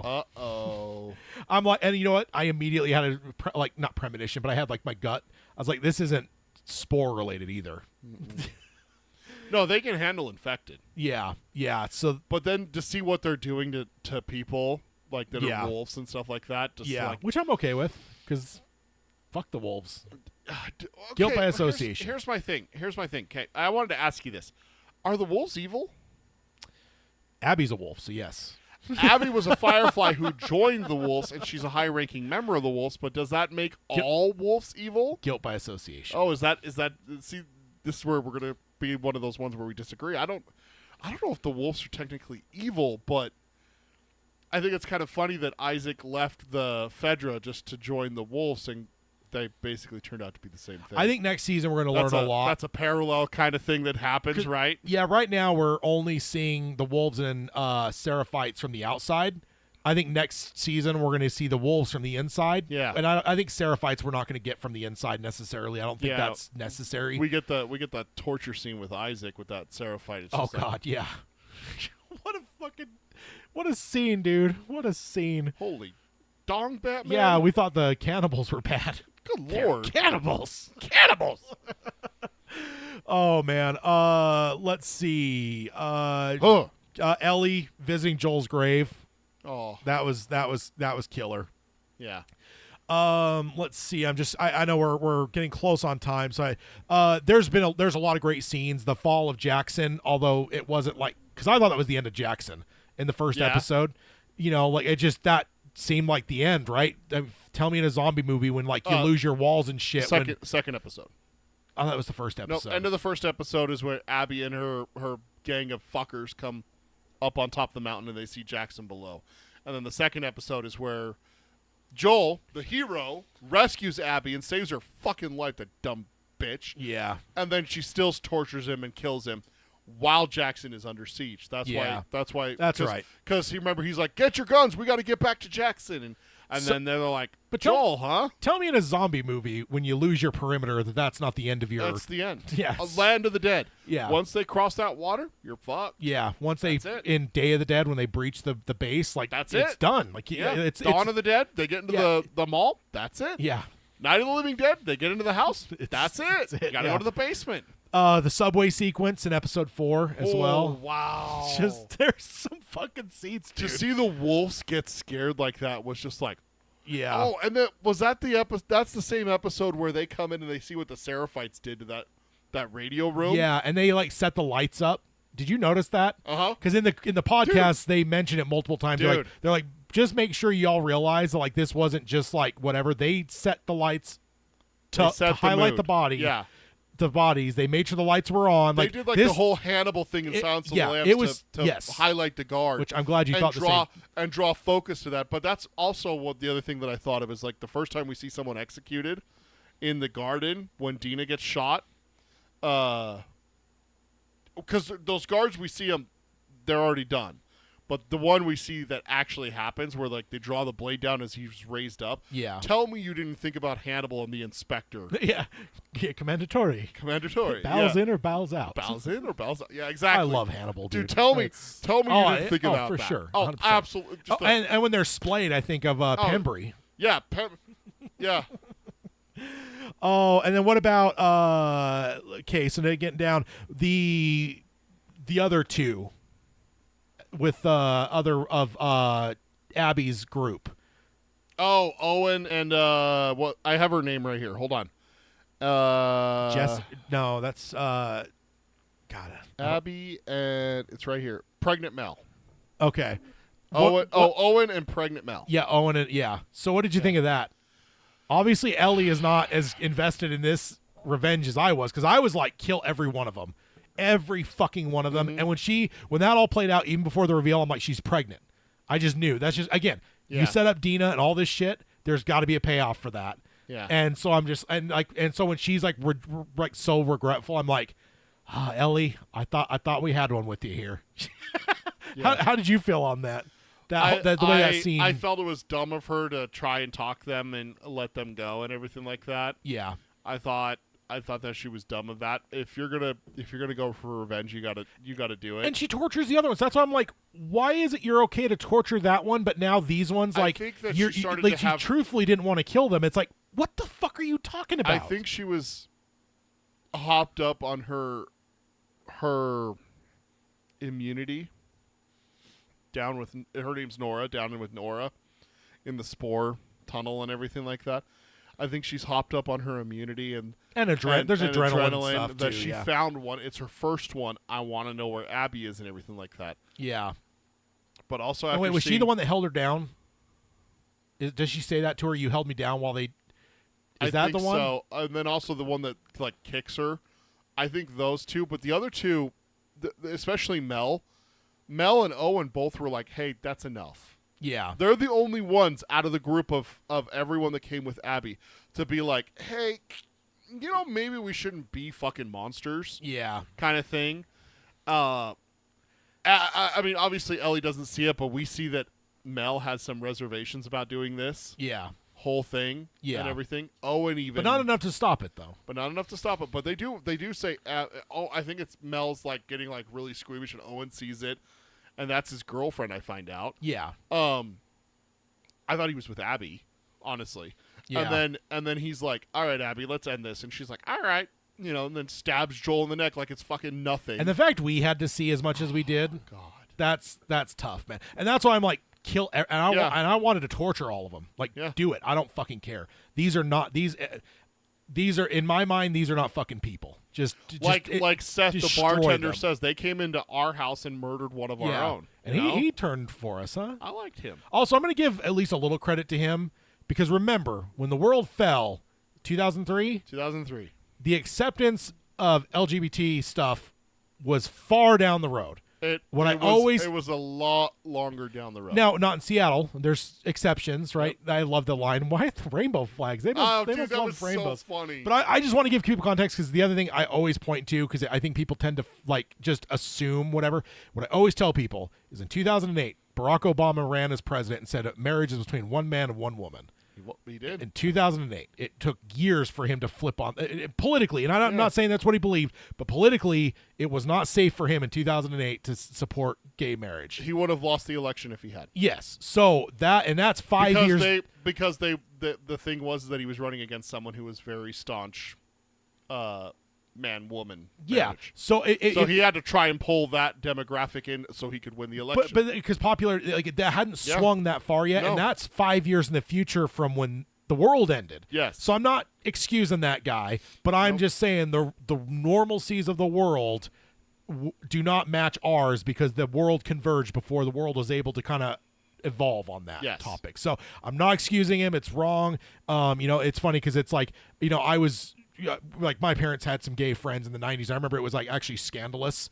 There were people like, "Oh, you let your kid around," and stuff. My parents were like, "Why not?" And so that's the way I was raised. But it was like, well, dude, because there was that fear that, oh, it's going to infect him, or oh, it's going to give him AIDS, and that was their fears back then, is how they felt about that, because that's the propaganda. And my mom had people say that. It's like, "Oh, are you worried they're gonna like whatever?" She's like, "He's gay. He's not a pedophile." Yeah. Like that's not one in this. Like, so it's like, so for me, it's like the world. It felt like, I was just raised in a liberal sense in that way, and the world eventually caught up. But it's like, you got to at least give credit to, like, it's like the biggest thing in history: never judge historical people on your values, because your values come from an evolution, and not to say they're not wrong. Because like slavery and shit, it's wrong, but even like Lincoln, right? Lincoln wanted to abolish slavery to fuck over the South, but even he was not about like equality. Like there's evolution to it, so it's like you just got to be careful, because like evolution happens, and I just want to give credit at least a little bit there, where it's like the world ended in 2003. The world is so far away from like accepting gay as like a normal Yeah. Just accepting it, not being fucking shitty. So it's like that's back in the day where if you had to keep it secret. yeah, you get kicked out of the military. That wasn't acceptable CEOs yet. would be passed over for jobs or let go if they were found out. Yeah, and and I know that sounds crazy because we like to think like, oh no, 2003, that's not that long ago. In terms of this topic, it really is because really like was. I said, Obama couldn't run as pro-gay marriage in 2008. That's 5 years down the fucking road. So but I love that dude though because again, I wanted to see him harmed in horrible ways after that whole scene, but then he ends up being the fucking real one, with the speech there.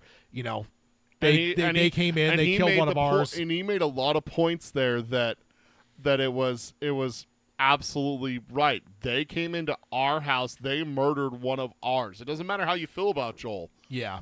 They came here to murder. Yeah. That can't go unpunished. Yes, and correct. everything. Correct. That's exactly. And I 100% agree with them. I was wanting to, hand him a thing of roses and give him a standing ovation. And I just want to point out, I just asked ChatGPT a chronological list of countries legalizing same-sex marriage. The first country on the world, first in the world, April 1st, 2001, was the Netherlands. The next one on the list, Belgium, June 1st, 2003.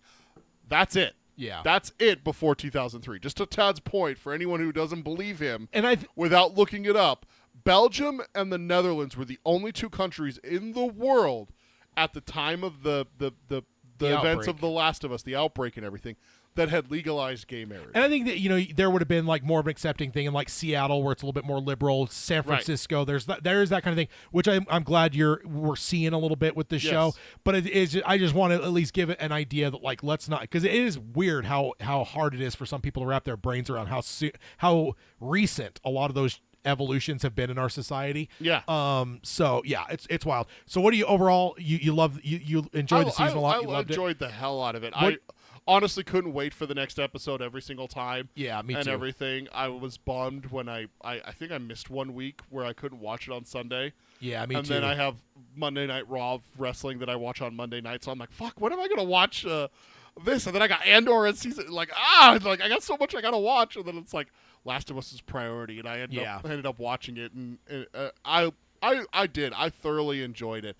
I can't wait to rewatch it 1 through 2, because the thing that happened was as I was watching 2, You're thinking about I was thinking about 1, and there was scenes in 1 that I went back and watched, especially like the debate I was having about Joel and like how did Marlene word it? Yeah. Did they give Ellie a choice? Is it a choice? That kind of thing.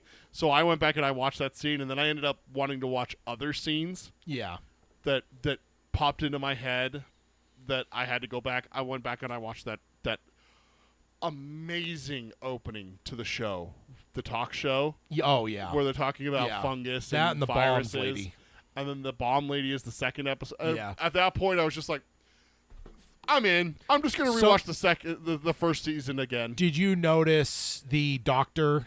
They leave the shot on his dead body a little bit. Mm-hmm. Just not a ton. Mm-hmm. But I saw an interview where they're like, that was we did that on purpose. I think I even heard that at the end on that episode. Yeah, by the time I'm like, what is he alluding to? And then now I'm like, By the time I got through the first first season again, I was on like the 4th or 5th episode. I had finished playing the game. Last of Us Part 1. So I knew, what happens. And the second season had started, so I knew what Abby's motivation was. Yeah. So I know we're pretty much out of time, but I want one thing, MVP. MVP for me? For the overall thing, because I know Joel has that high point, but for the whole thing. I got to go with Bella. Like, her performance as Ellie. I think she's killing it. I really do. But also, co-MVP, maybe offensive player of the year. Dude, I fucking love Dina. I do. Yeah, Dina's great. So many times the love interest is just like annoying as fuck. Yeah. I love every aspect of her. She's great, except for when she's like, we should just go back to Jackson. I'm like, nope, drop this chick. I love that she never said that. If you go back and watch the season against her, I don't think she ever says that. She asks Ellie what she wants to do. If you want to go back to Jackson, I'm there. If you want to stay, I'm there. Yeah. That is, and that's what I'm talking about. She's not that piece of shit where it's just constant nagging. No, we shouldn't do this. No, it's wrong. And Yeah. like you get a lot of times with shows like this, and it's just like, No, for sure. God, Yeah. can't you just support your lover here? You know, Yeah. your partner and everything. No, it's not that with her. Also, I think it's fucking genius that she didn't tell Ellie about the wolves right away because she knew what Ellie would do. She Yeah. had to let her heal Yeah. because she was hurt. Yeah. So I'm gonna go dark horse. I think I'm gonna say Abby. You think Abby's the MVP? Dude, that actor fucking killed it. Okay. Also, Also- talk about the doctor. I'm thinking of the dream, her dream. Like, Oh, don't yeah. go in there like that. Just, I mean, but then throughout, I hate her. But the actors, every scene she's in, I hated Joffrey, but what an amazing job. yeah. But I Yeah. feel like every scene she's in was elevated in a way, and I love Bella. I love what Dina's doing. This show's been wonderfully cast, and everyone's doing a great job. But there's something with Abby where I'm like, I hate her. I really whatever, but I am fascinated to get more of her in the next season Yeah. because she just fucking I hate her. I love it. yeah, exactly. That's what it is. Exactly. But also the fact that we just got to call her out too. That holy fuck, she did part of the season with a fucking spider bite. Oh yeah, You saw that? Yeah. Did you see pictures of it? I sent it in the chat. Oh my. To- oh, to that's gr- right. to You girls did. hating Yeah. out. Oh. Oh. Yeah, no, I again, I hate her, but the actor is fucking killing it. Yeah. So I can't wait for the next season, just to get her side of it because I wonder if they can win me over. Yeah. I wonder. Now you know me, I am a fucking hard-hearted motherfucker, so probably not. I don't think they will. But I wonder if they can. I haven't played the Last of Us Part 2, so yeah. I don't think that they're going to. Honestly, Tad, I don't think they're going to. They've got a one. They might get me, but I don't think they'll get. They you. got 1 in a billion shot. It's not impossible. You're saying there's a chance. All right. So if you want to email the show, maybe we're wrong on something, maybe you agree with us on something, whatever you want to do, things for future episodes, send it over at peter@geekeryabides.com or Tad, Tadd, at geekeryabides.com. And next time is Peter's episode, which is Harry Potter and the Chamber of Secrets. You know what I'll say? I'm excited. I'm glad. Are ya? I there's part of me that wanted to watch it earlier, but Yeah? I didn't. Good. Because I started the story and Yeah. let's Let's keep get to the going. end. Yeah. I also went through and I added Harry Potter 3 and 4 to the Oh, list. okay. I need to look it through and figure out some. I'm not going to like promise to fill every episode the rest of the year, but I Yeah. do want to. I like this having multiple episodes. Yeah. Of course, we all have the caveat that emergencies can happen. And things can change. Things can If change. Tad gets sick and doesn't have time to watch Harry Potter, but next. Well, not like that, but like you know? if some massive news thing happens, like I think that the chair thing with the Yeah. Marvel, like that almost, I think that kiboshed an episode, and Yeah. we bumped a topic to a late, like that can happen because like Yeah. we're dealing with pop culture. Yep. Sometimes cataclysmic pop culture things happen, and we're going to adapt to that. So, Cataclysmic. yeah, no, great though. I did enjoy this. Not as good as the first season, but I still really enjoyed it. Can't wait for more. I really wish we were getting in a season next year. Yeah, it's a bummer that it's going to be 2 years. Yeah, that is kind of a bummer, but yeah, great stuff. We'll I'll sign off as I always do by saying, I almost said long days, pleasant nights, by saying love what you love, let your geek flag fly high, and to hell with anyone that says anything to you about guilty pleasures. Look for the fireflies. See you guys. Bye, everyone.